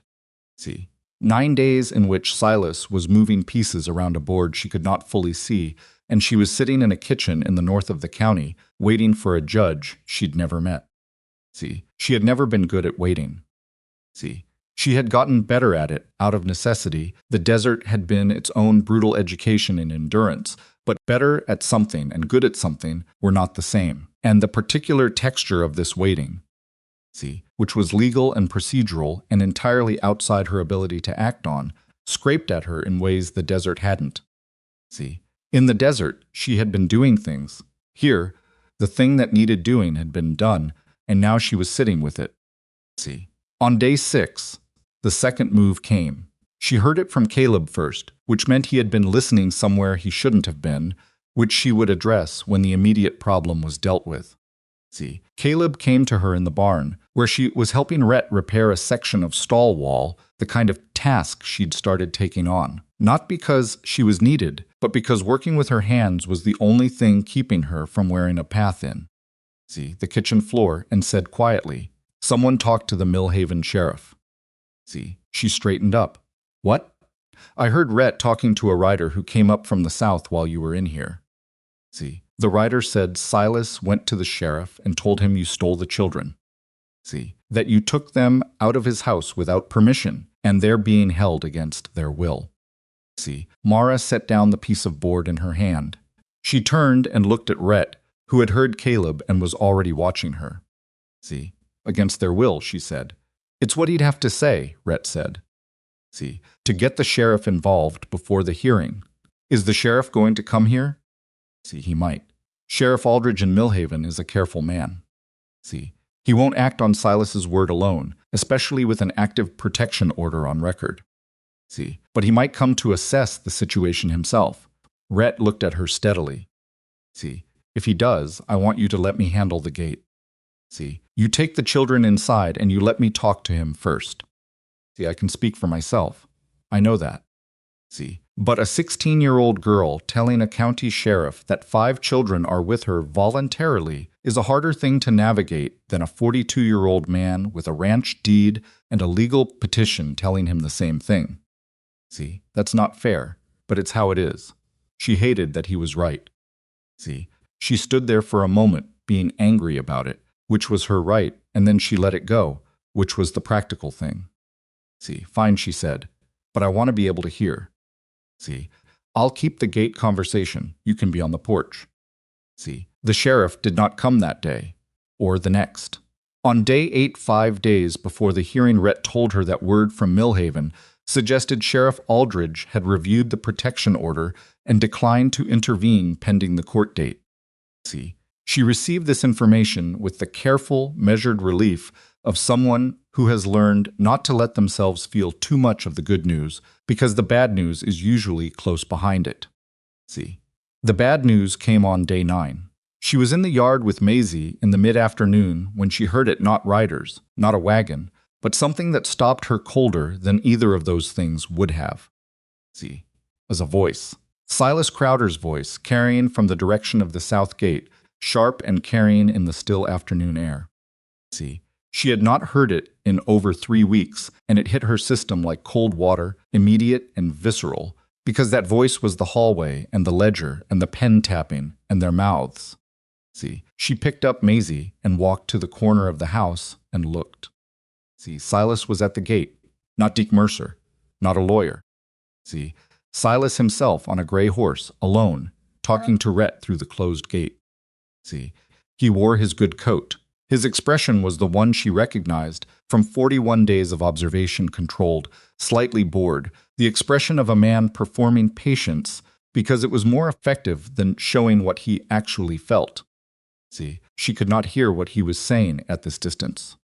See, she could see his face and she could see Rhett's back, and she could read the posture Silas, leaning slightly forward, gesturing once in the direction of the house. See, Rhett standing with both feet planted and his hands at his sides, not moving, not opening the gate. See, Maisie was very still in her arms, which meant she had picked up something from Mara's body without being told anything. See, who's that? Maisie asked quietly. Nobody important, Mara said, which was the kind of lie you tell a 4-year-old that is also in some deep sense true. See, the conversation at the gate went on for about 10 minutes. See, then Silas pulled his horse back and looked at the house, looked directly at the corner where Mara was standing, as if he had known she was there all along, which he probably had, and his expression did not change. See, he just looked at her for a moment with those flat, calculating eyes, and then he turned and rode south. See, Mara carried Maisie inside. She put her down in the front room and said, Stay with June, and Maisie went to June without protest because 4-year-olds understand tones of voice better than words. See, Rhett came in through the back door. He came to negotiate, he said. See, she stared at him. He came to negotiate. He wants to drop the welfare arrangements. See, the Harmon place, Henderson Baxter. He says he's willing to take all of that off the table. See, keep the children together under his roof. Hire a woman to run the household, he paused. See, in exchange for the petition being withdrawn. Mara was quiet for a moment. See, she processed what she was hearing, not just the words, but the architecture of it. See, what it meant that Silas had come himself. What it meant that he was offering to change the terms rather than fight the terms. See, he's scared of the hearing, she said. Yes, Pratt's statement. See, Galt, he knows what they'll say in front of a judge, and he knows how it'll look. See, yes. She thought about the offer. She made herself think about it clearly and without the immediate revulsion that was her first response, because that was how you made bad decisions, by letting revulsion substitute for thinking. See, she thought about what accepting it would look like. See, the children together under Silas's roof with whatever household woman he hired. See, better than the arrangements he'd made, still under his control. See, still dependent on his willingness to keep his word, which was worth exactly as much as his word had ever been worth, which she had evidence to assess. See, no, she said, I told him that. You already told him no? See, I told him I didn't have the authority to accept or decline on your behalf, and that I would bring it to you, and that I was confident of your answer. He looked at her. See, I was right about your answer. Yes, she said. You were. See, she sat down. Something was happening in her chest that was partly anger and partly something else, something that was almost like clarity. See, the kind of clarity that comes when you see the shape of a thing you've been trying to see clearly for a long time. See, he thinks this is still negotiable, she said. He came out here personally, which he didn't have to do, which means he's more worried than he's showing. See, and he offered to change the terms, which means he believes the petition might succeed. See, which means she stopped, organized her thoughts. See, which means what we have is stronger than I knew. See, Rhett sat down across from her, maybe. Or he's negotiating because settling is cheaper than a public hearing. See, cheaper in money or cheaper in reputation. Both, probably. See, she thought about Silas's freight business, his connections in the county. See, the kind of man who ran a freight operation in a territory like this depended on relationships, on being the person people trusted to move their goods, to keep his word, to run an honest operation. See, a public hearing about how he had pledged his dead sister's children to labor arrangements in exchange for freight rate advantages was not the kind of story that stayed contained. See, it would move through a county like smoke. He's protecting the business, she said. See, I think that's a large part of it. So the hearing isn't just about custody. See, for him it's about what gets said out loud in a room with witnesses. See, yes. She looked at the table. She thought about 4 days. See, 4 days until Judge Foss arrived in Millhaven and the petition went in front of him. See, 4 days during which Silas now knew that negotiating hadn't worked and would move to whatever his next option was. See, what does he do now, she asked, not rhetorically asking Rhett's Red. See, Rhett thought about it. He pushes the sheriff harder. See, he talks to people he knows in town, starts building a different picture of what happened, frames you as a runaway, frames me as someone with dubious motives for sheltering young children. He paused. See, he might try to get the petition dismissed on procedural grounds before Foss arrives. See, can he do that? He can try. Mrs. Deaver would resist it. See, whether she can block it depends on who he knows at the clerk's level. He looked at her. See, there is one more thing. Something in his tone made her go still. See, he said something at the gate, at the end when he was turning his horse. Rhett was choosing his words carefully, which meant it was something he'd been deciding how to tell her. See, he said, and I'm giving you the exact words. The girl is 16 and she's not blood to Calloway, and any Judge Worth is going to wonder what a widowed rancher wants with 5 stray children. See, the kitchen was very quiet. Mara sat with that for a moment. See, she understood what Silas had said, and she understood what he intended by it, and she understood that it was exactly the kind of thing that could land in a courtroom and change the temperature of the room, even if it had no merit. See, even if it was pure strategy, because strategy didn't have to be true to be effective.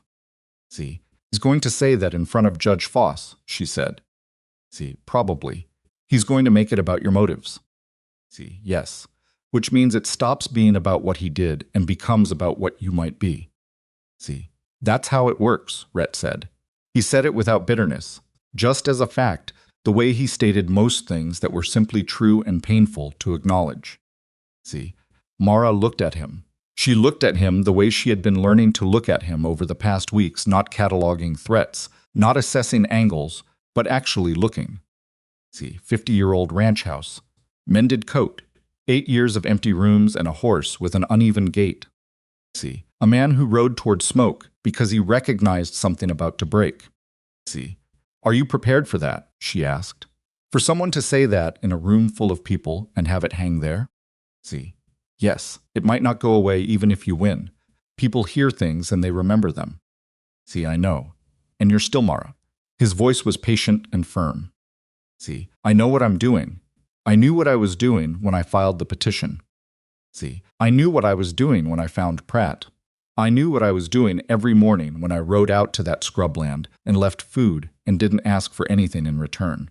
He met her eyes directly. See, I'm not doing this because I don't know the cost. See, she held his gaze for a moment. Then she said, all right. See, she got up and made supper. The 4 days between Silas's visit and the hearing were the longest of the whole stretch.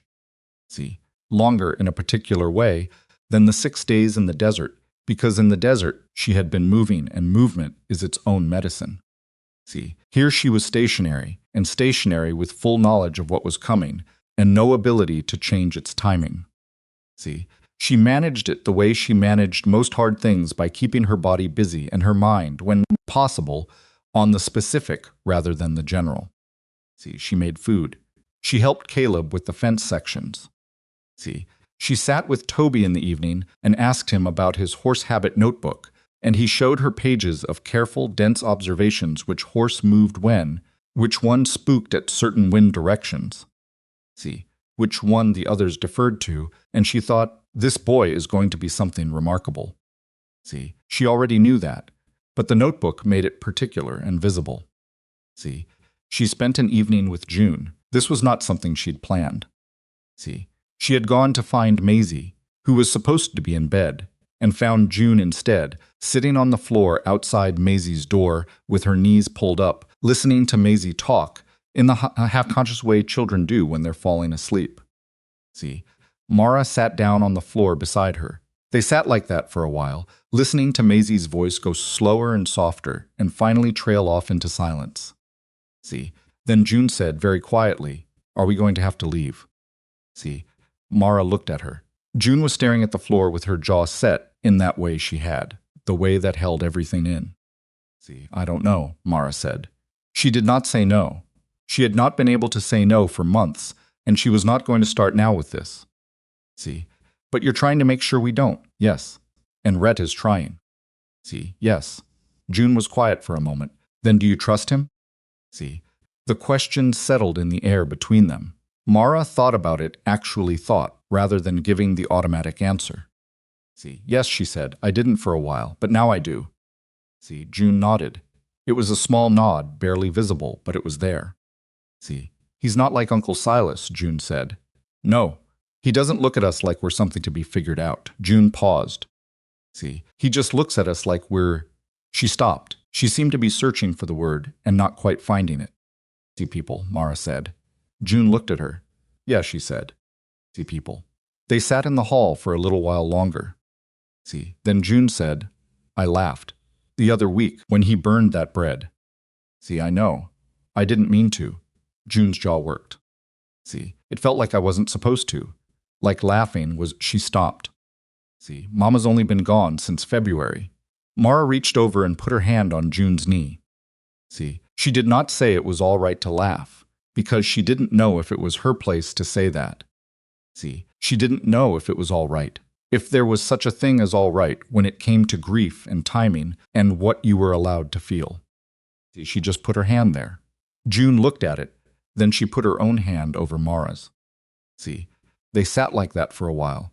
The morning of the hearing, Mara woke before anyone else. See, she dressed carefully, which was an odd experience because she had not had occasion to care much about what she put on for the past several weeks, and the dress she'd found in one of the spare rooms left behind by whoever had lived here before. See, cleaned and pressed and clearly kept, probably by Rhett, who kept things out of the same instinct that kept those doors standing slightly open, was nicer than anything she'd worn since before the funerals. See, she went downstairs. Rhett was already at the stove. See, he looked at her, and she looked at him, and neither of them said anything about the morning, or the day, or what was about to happen. See, he put coffee in front of her, and she drank it standing up. See, then Caleb came down, and then Toby, moving carefully on the stairs, and June with Maisie on her hip, even though Maisie was 4 and too big for that. See, but June was holding her anyway, and Maisie had her arms around June's neck, like she understood that June needed to hold something. See, they all stood in the kitchen for a moment, all 6 of them. See, Rhett looked at each child in turn. Not a speech, no assurances about how today was going to go. See, just the look, acknowledging, steady. Then he said the wagon's out front. See, we should go. The drive to Millhaven took 3 hours on the East Road, which was better maintained than the South Trail and allowed for something approaching a reasonable speed. See, Mara sat beside Rhett on the bench, and the 4 children sat in the wagon bed behind them, and for the first hour, almost nobody talked. See, then Maisie said, "Are there peaches in that town?" See, Caleb said, "Maisie, I'm asking, it's a courthouse." See, they have a judge, not peaches. Can't they have both? See, Toby said, "I've never seen a judge. Judges are just people who wear coats and sit in big chairs," Caleb said, with the authority of someone who had also never seen a judge. See, June said, "You don't know that. I know they sit." See, Mara listened to them bicker, with the low-level warmth of children who are anxious and with normal behavior, which was almost the best thing she could have heard in that moment. See, normal behavior was a kind of evidence that they were all right. See, that they had been all right here at Iron Creek. See, that the past weeks had done something for them, other than just delay the next catastrophe. See, Millhaven was a proper town bigger than Red Hollow, with a main street and a courthouse that had real columns in front of it, and a flag that had been recently washed, which for some reason Mara noticed and found oddly steadying. See, Mrs. Deaver met them outside. "Judge Foss arrived last night," she said. See, he's reviewed the petition and both supporting statements. See, the hearing will be in the main courtroom. Mr. Crowder has engaged a lawyer from the county seat, a man named Aldous Webb. See, he is formidable. I want you prepared for that. Mara said, "What does formidable mean in practice?" See, it means he is good at making simple things, complicated things look simple. See, he will try to reframe this as a situation of a minor child making reckless decisions and endangering her siblings, rather than a situation of an adult man making predatory arrangements. See, can he succeed at that? Mrs. Deaver looked at her steadily. See, that depends significantly on how you present yourself in there. See, Mara nodded once. They went in. The courtroom was not enormous, but it felt enormous, the way spaces feel when they carry weight. See, Judge Foss was already at the bench, a man in his late 60s with white hair and a face that had stopped being impressed by things some decades ago. See, he wore his expression the way Rhett wore his, contained, giving very little away. See, Silas was already seated on the other side with Aldous Webb, who was everything Mrs. See, Deaver had suggested a compact man in an expensive coat who arranged his papers with the quiet confidence of someone who had done this so many times the room itself felt familiar to him. See, Silas did not look at Mara when she sat down. She looked at him. See, she did it deliberately, because she had decided in the wagon that she was not going to spend this hearing trying not to look at him. See, she was going to look directly at everything that needed looking at. See, the hearing began. Aldous Webb opened first, and he was good. See, she had to give him that he was good. He laid out Silas's position with the particular skill of someone who understood that the first story a judge hears shapes how he hears every subsequent thing. See, in Webb's telling, Silas was a grieving man who had taken in his late sister's children out of duty and love, only to have the eldest a volatile, traumatized teenager acting on panic rather than reason steal the children away in the night and place them in the care of an unknown man with unverified motives. The welfare arrangements Webb mentioned in passing briefly, framed as preliminary considerations that had never been finalized.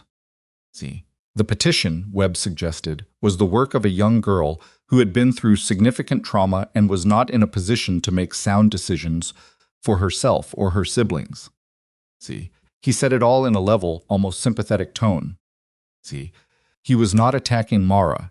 He was explaining her, which was, she realized, far more dangerous than attacking her. When Rhett's lawyer, a man named Cooper, who Mrs. Deaver had arranged, older and slower than Webb, but with the particular stubbornness of someone who had been underestimated regularly and used it stood to respond, he kept it direct.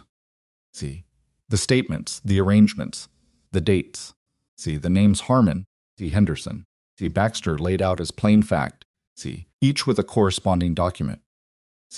Then Webb stood and said, in that same measured tone, "Your Honor, these arrangements were preliminary and informal, and no child was ever placed in any of these households." This is a documented fact. Cooper said, the intent to place them is documented equally. Intent is not action. Intent to harm a child is a different standard than whether the harm was completed before intervention. Judge Foss listened. His face gave nothing. Then Aldous Webb said the thing. He said it smoothly, almost as an aside, which was exactly how you said the things that were destined to do the most damage, as if they were simply occurring to you. As if they were so obviously relevant that you barely needed to make a case for them. He said, "Your Honor, I would be remiss not to raise the court's attention to the situation of Mr.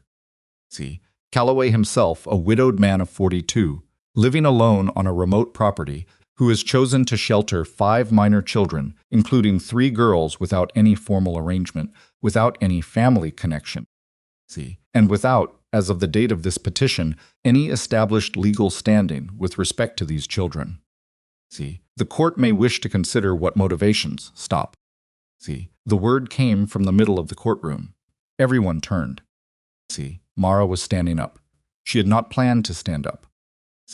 She had not planned to say anything at this point. In the proceedings, Cooper had told her she would have her chance, that she would be called, that she should wait. She had agreed to all of that in the wagon. And then Aldous Webb had started to say the thing about Rhett, and she had found herself on her feet before she had consciously decided to be. Judge Foss looked at her over his glasses. "Young lady," he said. "I know I'm not supposed to speak yet," she said. Her voice was steady. She was grateful for that it was steady in the way it had been steady on 6 days' worth of desert mornings, the steadiness of someone who has nothing left to lose by being clear. But I need to say something about what he just said. About Rhett Calloway. Judge Foss regarded her for a moment. He looked at her the way she had hoped he would look at her, not as a volatile teenager, not as a problem, but as a person who was standing up in his courtroom and asking for a moment. "Go ahead," he said. She took a breath. "I didn't trust him either," she said. When he first came, I watched him for days because I was sure he wanted something. Everybody wanted something. My uncle wanted labor. The people in town wanted to split us up and put us somewhere we'd be convenient." She paused. Rhett Calloway rode 9 miles across the desert every morning and left food and blankets and didn't ask for anything. And when Silas's men came to his ranch, he stood at his gate and told them to get off his property. And when I asked him why he was doing all of it, he said, She stopped. She remembered exactly what he had said, in the barn, in the dark, with a horse between them and the stars starting to come through outside. He said he had 5 empty rooms, she said, and that, when he saw smoke rising, he recognized a family about to lose everything. and he chose to ride toward it. She looked at Judge Foss directly. See, that man did not shelter us because of something wrong in him, she said. See, he sheltered us because something in him was still whole enough to recognize that we needed sheltering. See, and I am the person who has been watching him every day for the past 3 weeks, and I am telling this court that. See, the courtroom was quiet. Webb started to say something. See, Judge Foss held up one hand without looking at him. See, he looked at Mara. He looked at her for a long moment with the face of a man who had been doing this for a very long time and had gotten good at reading what was real and what was constructed in front of him. See, sit down, he said. You'll have your full opportunity shortly. See, she sat down. Rhett, beside her, said nothing. He did not look at her. See, but his hand, resting on the table between them, turned slightly, so the back of it was against the back of hers. See, not holding. Just there, she pressed back barely. See, it was enough. Cooper called Caleb first. See, Caleb sat in the witness chair with his back straight and his hands on his knees and answered every question in the careful, precise way he had prepared for, because Mara had drilled him on it in the wagon, not what to say, but how to say it. See, not performance, just clarity. He confirmed what he had heard in the hallway. See, he confirmed the specific arrangements. He confirmed dates and names with the accuracy of a boy who had been paying attention his whole life, because paying attention had always felt like survival. See, Webb cross-examined him with the careful gentleness of a man who understood that being harsh to a 13-year-old in a courtroom would cost him more than it gained. See, he suggested Caleb might have misunderstood. Caleb said politely that he had not misunderstood. See, then Cooper called Willis Pratt. Webb had not known about Pratt. See, Mara could see it, the brief, fractional tightening of something around his eyes when Pratt's name was announced and Pratt walked in. See, Webb recovered instantly, but she had seen it. Pratt sat in the chair and looked at the room, and at Silas, actually looked at Silas directly, which took something and said what he had come to say. See, he said it plainly. He said the names and the dates and the rates and the arrangements, and he said that he had drawn up the preliminary documents himself, and that when he had said, "These are your sister's children," see, Silas Crowder had looked up from his ledger and said that they were mouths, and mouths needed to earn their keep. See, the courtroom was very still. Judge Foss wrote something. See, Webb cross-examined, tried to characterize Pratt as a disgruntled former employee acting from personal motivation. See, Pratt said he had not been fired at the time he came forward. See, Webb said he had left the job. Pratt said he had left the job because providing a false statement to protect his employment was something he was not willing to do. See, he said it without heat, just as fact, and it landed in the room that way. See, then Galt gave his statement, brief and corroborating, with the credibility of 12 years of steady employment behind it. See, and then Judge Foss looked at the room and said he wanted to hear from the eldest child. See, Mara stood up for the second time. She walked to the front of the courtroom, and she sat in the chair that Caleb had sat in, and she looked at Judge Foss, and she told him everything. See, she told him about the hallway and the ledger and the exact words. See, she told him about the 6 days in the desert, and why she had gone, not because she was volatile, not because she was panicking, but because she had heard specifically what was going to happen to each of her siblings, and she had made a calculation. See, she told him about Rhett coming toward the smoke instead of away from it. See, she told him what 3 weeks at Iron Creek had looked like, from the inside Toby's notebook, June laughing over burned bread, Maisie learning the names of all the horses, Caleb fixing fence lines. See, she told him about the $38. She thought that was important, that he understood she had not been helpless, that she had carried what she could, that she was not asking for rescue from weakness. See, she was asking for something different, and she wanted him to know the difference. See, she said, I'm not asking you to decide that we need someone to take care of us.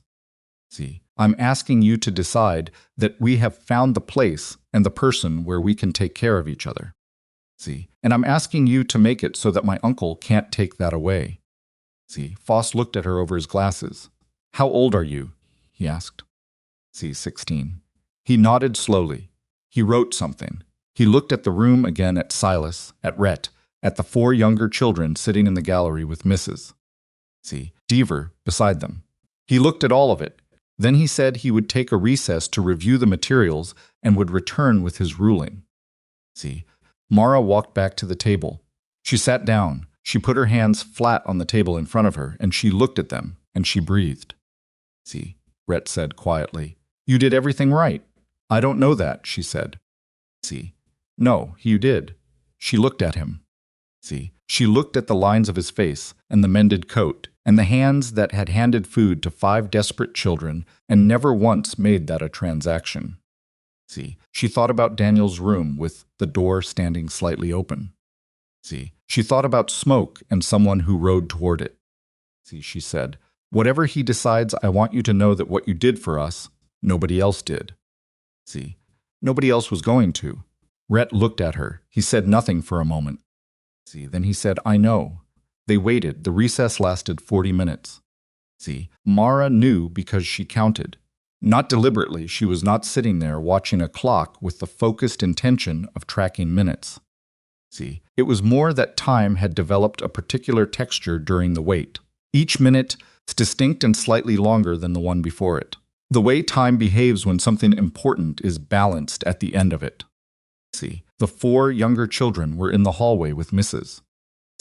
Deaver, who had produced, from somewhere in her large practical bag, a small tin of hard candy that she distributed with the no-nonsense efficiency she applied to everything. Maisie was working through her 3rd piece. Toby was sitting on a bench with his legs stretched out and his notebook open, not writing in it, just holding it. Caleb stood at the window, looking out at the Millhaven Main Street with his hands in his pockets and his shoulders, doing the thing they did when he was trying to look like he wasn't worried. June sat beside Toby and had not said anything since the recess was called, but she was sitting close enough to him that their shoulders were touching, which was for June a form of communication. Mara sat inside the courtroom. She had not gone into the hallway. She did not want candy or fresh air or the particular distraction of watching Maisie negotiate for a 4th piece. She wanted to sit in the courtroom and wait and not pretend she was doing anything other than waiting. Rhett sat beside her. Cooper was at the far end of the table, reviewing his notes. Aldous Webb was at the other table doing the same, and Silas was beside Webb in his good coat, and he was the only person in the room who looked, from the outside, like everything was fine. That was the thing about Silas, that she had never been able to fully account for the way he inhabited a surface of normalcy, regardless of what was happening underneath it. 41 days in his house, and she had never once seen him visibly rattled. She looked at him now, and she thought about what it cost a person to maintain that. To move through the world with that kind of sealed surface. To look at 5 children who had lost both parents and see primarily a logistical problem to be solved with the least possible inconvenience. She thought, I am angry at him. She examined the anger the way she examined most things directly, without letting it run loose. It was clean anger, the kind that doesn't have shame mixed into it. He had looked at her siblings and seen labor arrangements and freight rate advantages, and she had looked at her siblings and seen Toby's notebook and June's one unguarded laugh, and Maisie asking about peaches in the wagon. And the distance between those 2 ways of seeing was not a gap. It was everything. She heard the door at the back of the courtroom open. She turned. Judge Foss came in. He moved without hurry, the way men move when they have made a decision and are at peace with it, and he settled into his chair at the bench and arranged his papers, and looked at the room. The bailiff called everyone to order. Caleb appeared at the courtroom door. At some point she heard him come in behind her, heard the soft shuffle of all 4 of them finding seats in the gallery. Mrs. Deaver's sensible shoes on the wooden floor, Maisie being settled quietly. Mara faced forward. Judge Foss said, I've reviewed the petition, the supporting statements, and the testimony given this morning. I've also reviewed the counterclaims submitted by Mr. Crowder's representation. He paused. He looked at his papers with the expression of a man who was not reading from them so much as using them as a fixed point. See, I want to say something before I give my ruling, and I'd ask everyone in this courtroom to hear it plainly. See, he looked up. The law exists to protect people, he said. See, not to protect systems, not to protect convenience, and not to protect the financial arrangements of adults at the expense of children. See, when I look at this situation, and I have looked at it carefully, what I see is a man who was granted custodial authority over 5 minor children and used that authority as a resource to be managed, rather than, see, responsibility to be honored. He looked at Silas. See, not accusingly, just directly. The documentation in front of me supports this.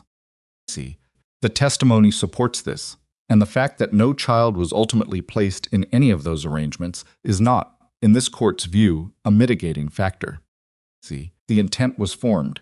The arrangements were drawn up.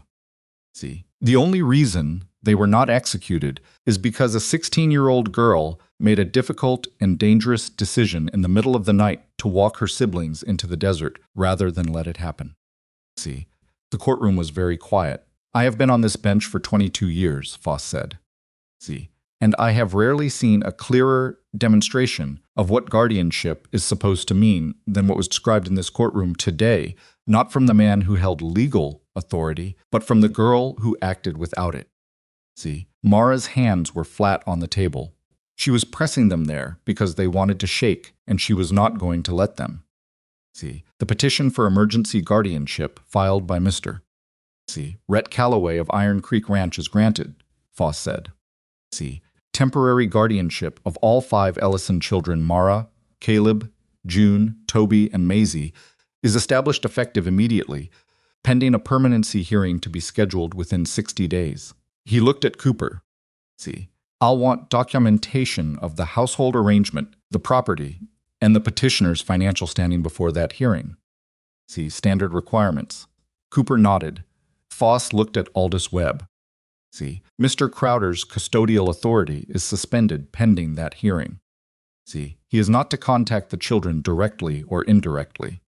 See, if I hear of any effort to circumvent this order, the response will not be measured. He said the last sentence without raising his voice, which made it land harder than shouting would have. See, Silas sat very still in his chair. Webb was already leaning toward him, speaking quietly, but Silas did not appear to be listening. See, he was looking at, she could feel it, had always been able to feel when he was looking at her, some particular quality of that attention he was looking at Mara.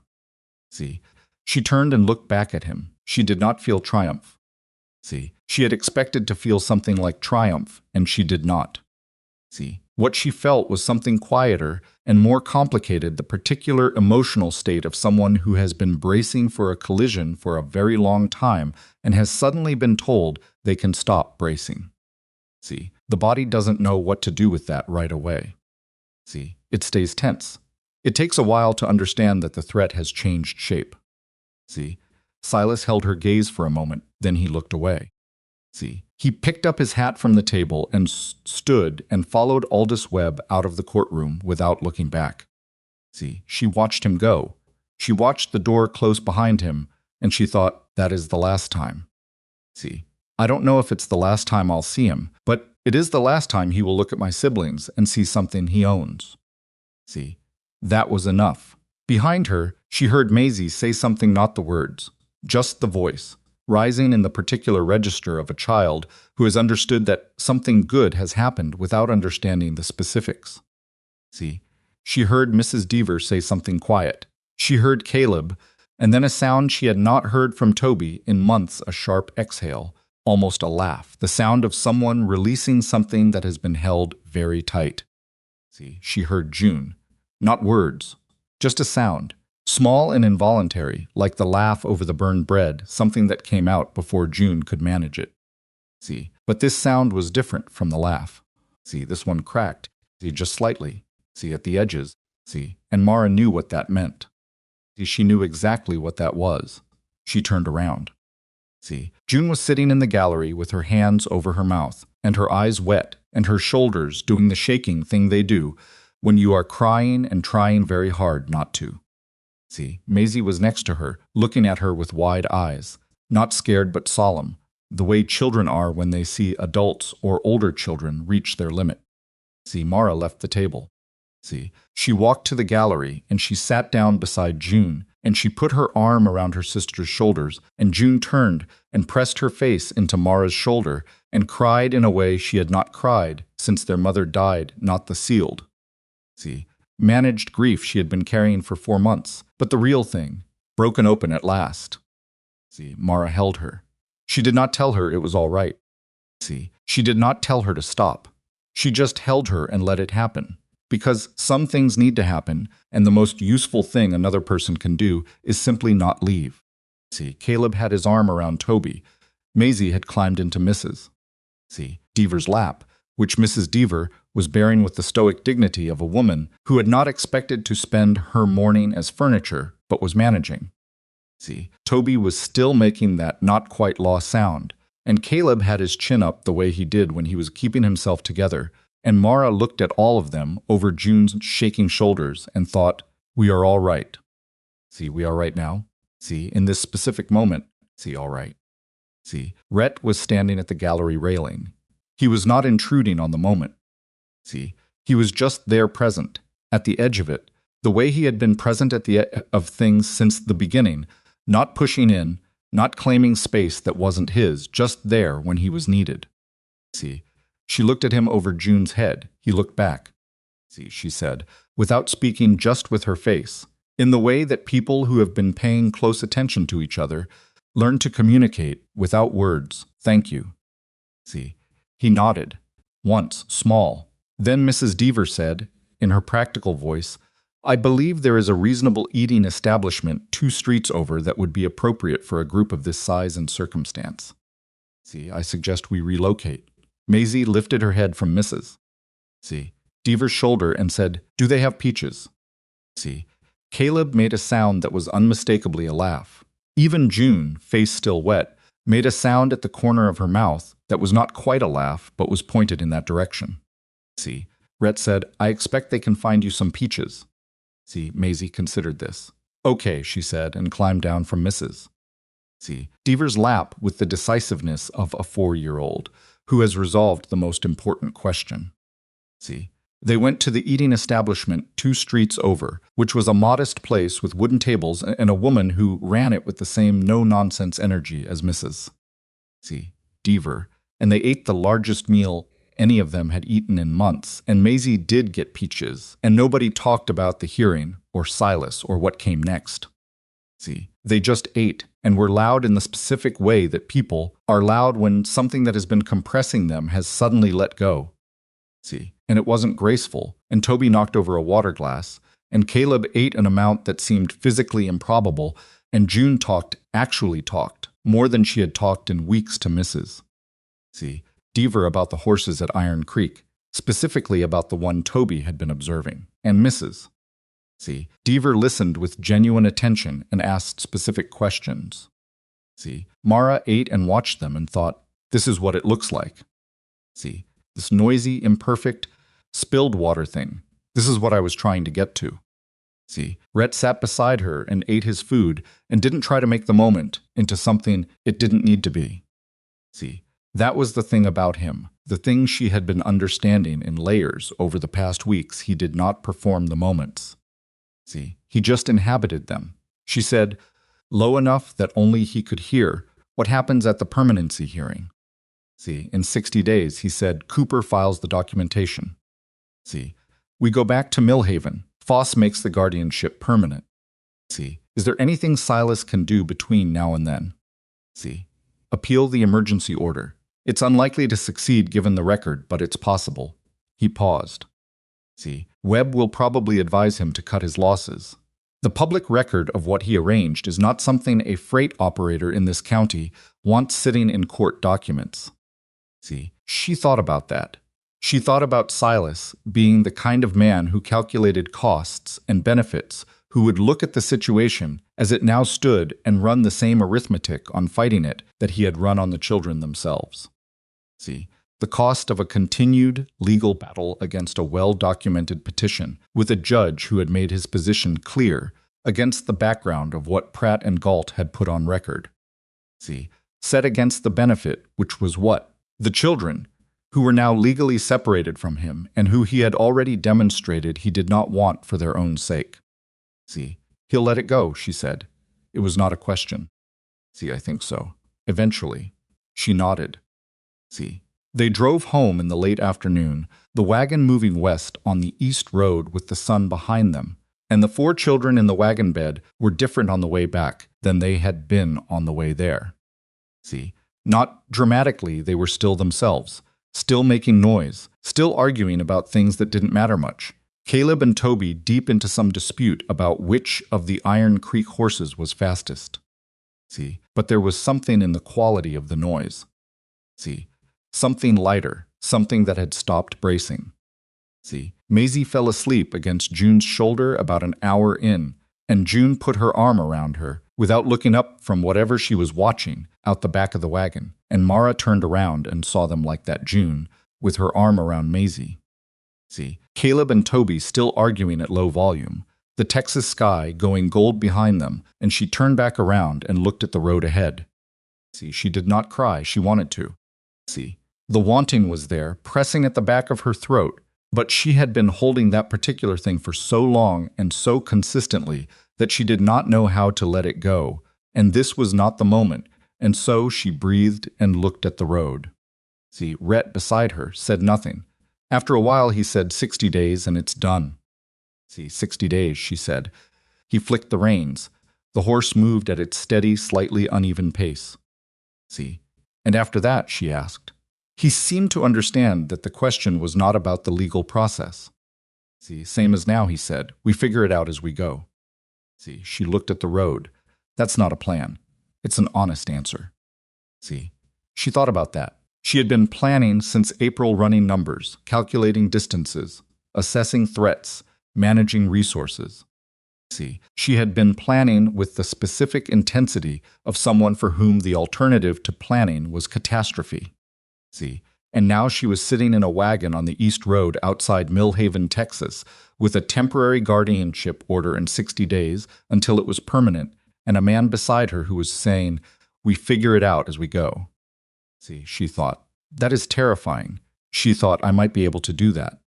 See, the 60 days passed in the way that days pass, when the thing that has been organizing all your time and energy has been resolved and has not yet been replaced by the next crisis unevenly, with some days long and some short.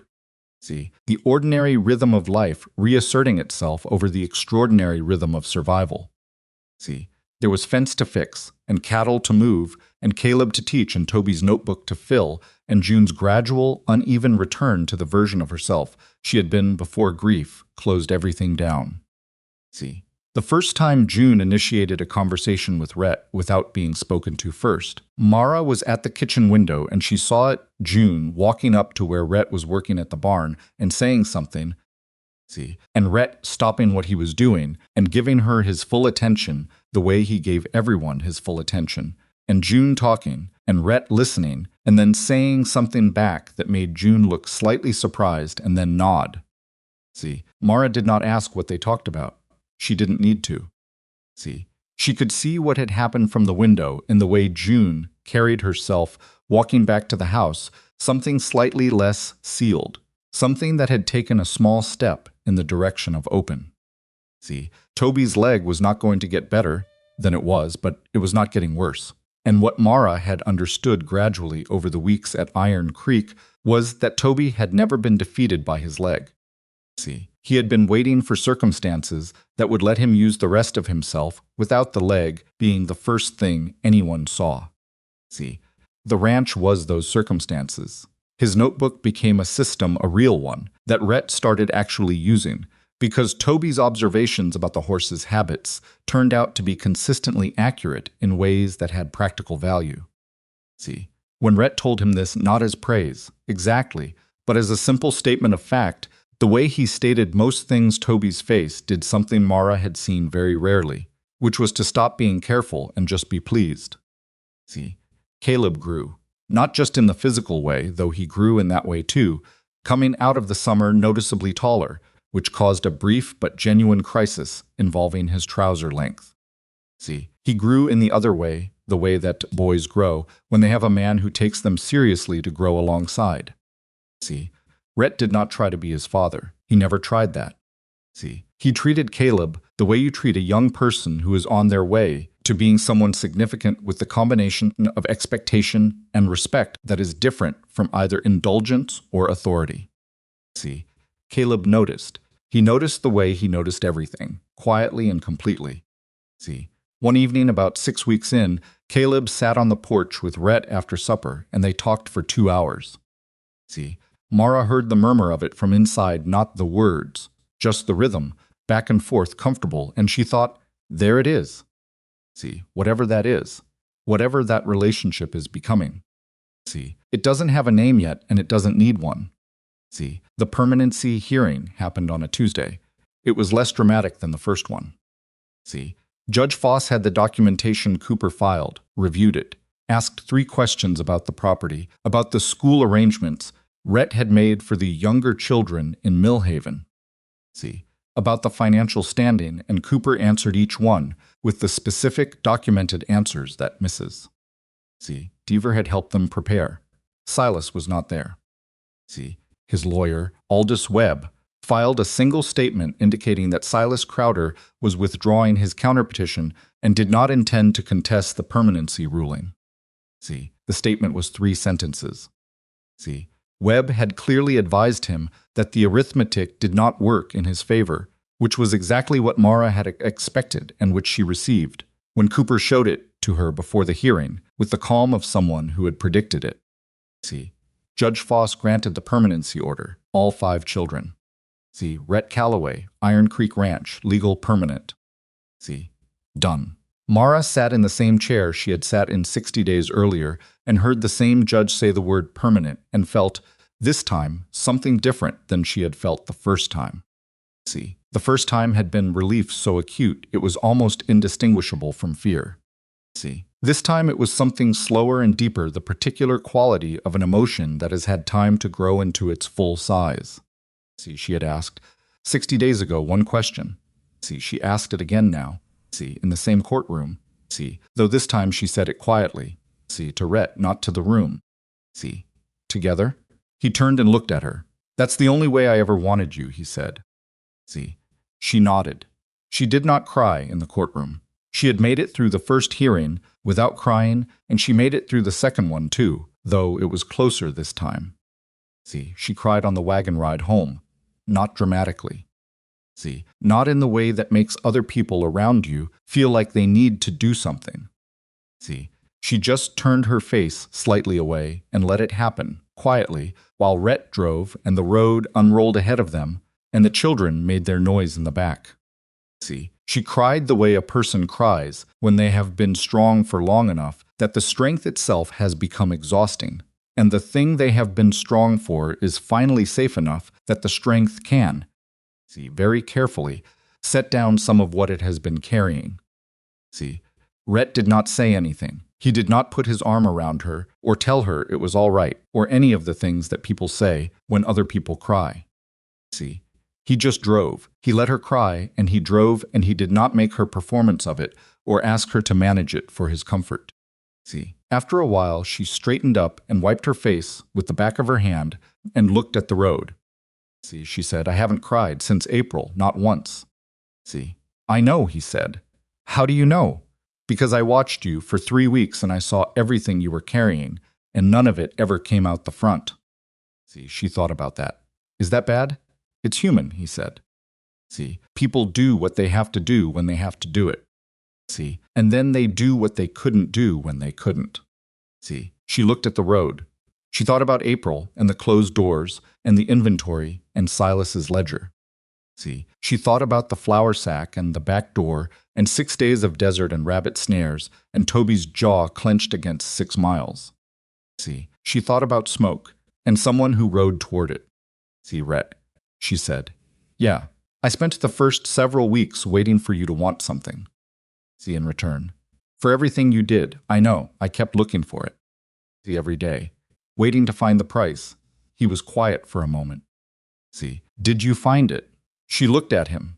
She thought about everything she had been given and what it had cost her to receive it, because receiving things when you have learned that receiving means owing is its own kind of difficulty. See, she had found that difficult. She was still finding it difficult, in smaller ways, on ordinary mornings. See, no, she said. I didn't. He nodded. That doesn't mean I've stopped looking, she said honestly. See, habit's a hard thing. Yes, he said, it is. They drove in silence for a while. See, then she said, I think it might take me a long time to stop waiting for something to go wrong. See, that's all right, he said. I'll be here while you wait. See, she looked at him. She thought about what it meant to say something like that, not as a promise exactly, because promises are fragile things and they both knew that better than most. See, more as a statement of intention, the kind that has been thought about and is meant seriously without requiring the weight of a guarantee. See, she looked back at the road. Okay, she said. 1 year passed. See, not smoothly, nothing passes smoothly when you are rebuilding something from the desert up. See, there were arguments. There was the week in September when Caleb and Rhett had a disagreement about the east pasture fence that lasted 3 days and got loud enough that Mara had to sit in the barn and let them work it out. See, because she had learned that some things require the people involved to reach the resolution themselves. See, they reached it. Neither of them mentioned it afterward, which she understood was its own form of resolution. See, there was the month in October when June stopped eating properly, and Mara sat with it for 2 days before she went and talked to June directly, and June said she didn't know why, and Mara said that was all right. See, that not knowing why didn't mean there was no reason, and they sat together for a long time without fixing it, and then gradually, over the following weeks, June started eating again. See, not because it was fixed, because she was not alone in it. See, there was Toby's birthday in November, which was the first birthday any of them had celebrated since before their parents died. See, and which caused a tense and strange morning before it got good the particular difficulty of joy, when joy has been absent for long enough that it feels almost like trespassing. See, Rhett made a cake that was genuinely terrible, and Toby ate 2 pieces and said, solemnly, that it was better than the trail bread, and Rhett said that was the lowest possible bar. And Toby said yes, but you cleared it. See, and something about the precise deadpan delivery of it made everyone at the table laugh at once. See, Maisie grew. She grew in the way that small children grow when they are safe, like something that was always going to be this, finally given the conditions to be it. See, she learned to say the names of all the horses in the correct order and to identify which one was fastest, based on Toby's data, which she reported to visitors with the confidence of an expert. See, she had almost no memory of the desert. When Mara asked her once, carefully, what she remembered about before Iron Creek, Maisie thought about it seriously and said, the tree with the funny branches. See, and you carrying me. She had meant one of the mesquite trees in the scrubland, and the memory was a single image, without context or fear attached to it. See, which was the best possible outcome, and which Mara received with the specific gratitude of someone who understands what it would have meant if the answer had been different. See, 1 year after the desert, Mara sat on the porch in the evening. See, the sky was doing what the Texas sky does in June, going through all the colors it knows before it settles into dark, extravagant, and indifferent, too large to be modest about itself. See, the cattle were moving in the east pasture, the particular shifting sound of them audible from the porch, low and constant. See, from inside the house, she could hear Caleb and Toby arguing about something at the supper table, the sound of it comfortable and ordinary. See, the argument of 2 people who are secure enough in their situation to argue without it meaning anything except that they disagree. See, June came out and sat in the second chair, and they were quiet for a while. See, then June said, I think I might want to learn to ride properly. See, not just the way I do now. Mara looked at her. June had been riding for months, the way all of them had been learning, incrementally, the practical things that living on a cattle ranch required. See, but there was something specific in the way she said it properly. The emphasis deliberate that meant something other than riding. See, I'll talk to Rhett, Mara said. June nodded. She looked at the yard. See, she had turned 13 2 months ago, and the grief on her face had changed its shape, still there, would always be there but different. See, less like a door closed, and more like a door that had learned to open without the hinge screaming. See, Mara, June said. Do you think Mama would have liked him? See, the question sat in the evening air. Mara thought about her mother. See, she thought about her specifically, the way she moved through a kitchen, the particular set of her opinions about people, the things she noticed and the things she didn't. See, she thought about what her mother would have seen in Rhett Calloway. See, yes, she said. I think she would have. Me too, June said. See, they sat until full dark.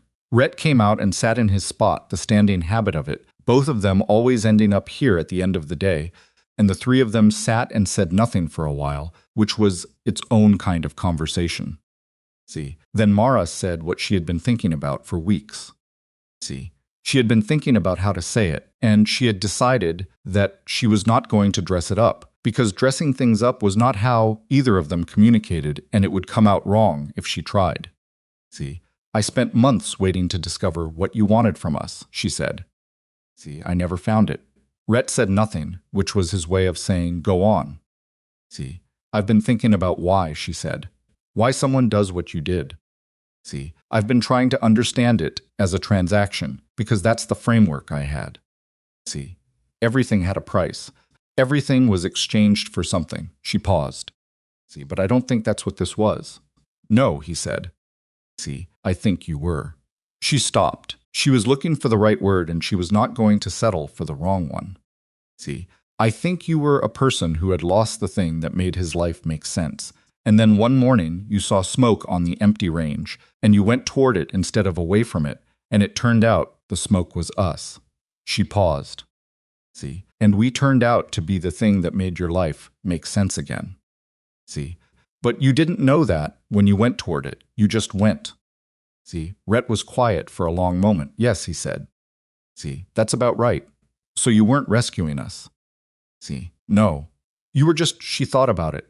You were just being the kind of person who rides toward smoke. See, yes. She nodded. She sat with that for a while. She thought about what it meant that the thing that had saved them was not a plan or a strategy or a system. See, it was a man who had not looked away from something that could have been someone else's problem. See, she thought about that in terms of herself, about the hallway in Red Hollow and the flour sack and the back door and 6 days in the desert. See, she had not looked away either. She had stood up in the scrubland and put herself between her siblings and a stranger and said the only thing she had to say, and it had been enough. See, you ride toward the smoke. You stand up when you have nothing to stand on. See, and sometimes not always, not guaranteed, not as a rule of the universe, sometimes that is enough. See, the night Mara finally cried, for her parents not the quiet tears in the wagon, but the real thing she had been carrying since February, since April, since the inventory, and the closed doors and the flour sack was not a dramatic occasion. See, it was an ordinary Thursday in August, 14 months after the desert. See, she was in the kitchen washing dishes, and the water was the same temperature as it had always been at the house she grew up in, some precise and involuntary sense memory she had not known she was carrying. See, and she stopped with her hands in the water, and her mother was suddenly and completely present in the room in the way that the dead are sometimes present, not supernatural, just real in a way that bypassed argument. See, she stood there for a moment. See, then she sat down on the kitchen floor, and she put her hands over her face, and she cried for her mother and her father, and the house with the closed doors, and the 41 days in Silas's house, and 6 days in the desert, and all the things she had. See, not been able to cry for, because there was always something that needed doing. See, she was still there when Rhett came in from outside. See, he stopped. He took in what he was seeing. He did not say anything immediately, did not say oh or sorry or ask what was wrong. See, he sat down on the kitchen floor beside her. He sat close enough that his shoulder was against hers, the way Toby and Caleb sat. The way June and Maisie sat the silent language of proximity, that means I am here and I am not going anywhere. See, she cried. He sat after a while. She said, I miss them. See, I know, he said. I don't say it enough. You don't have to say it. See, it's in everything you do. She wiped her face. She thought about her parents. See, about what they would have wanted for these 5 children, and whether what she had found was something close to that. See, she thought, I think it might be. See, I think this house with the cottonwoods and the horses and the chair by the window and the bad cakes and the notebook full of observations about horses' habits, I think this might be close to what they would have wanted. See, she did not say that out loud.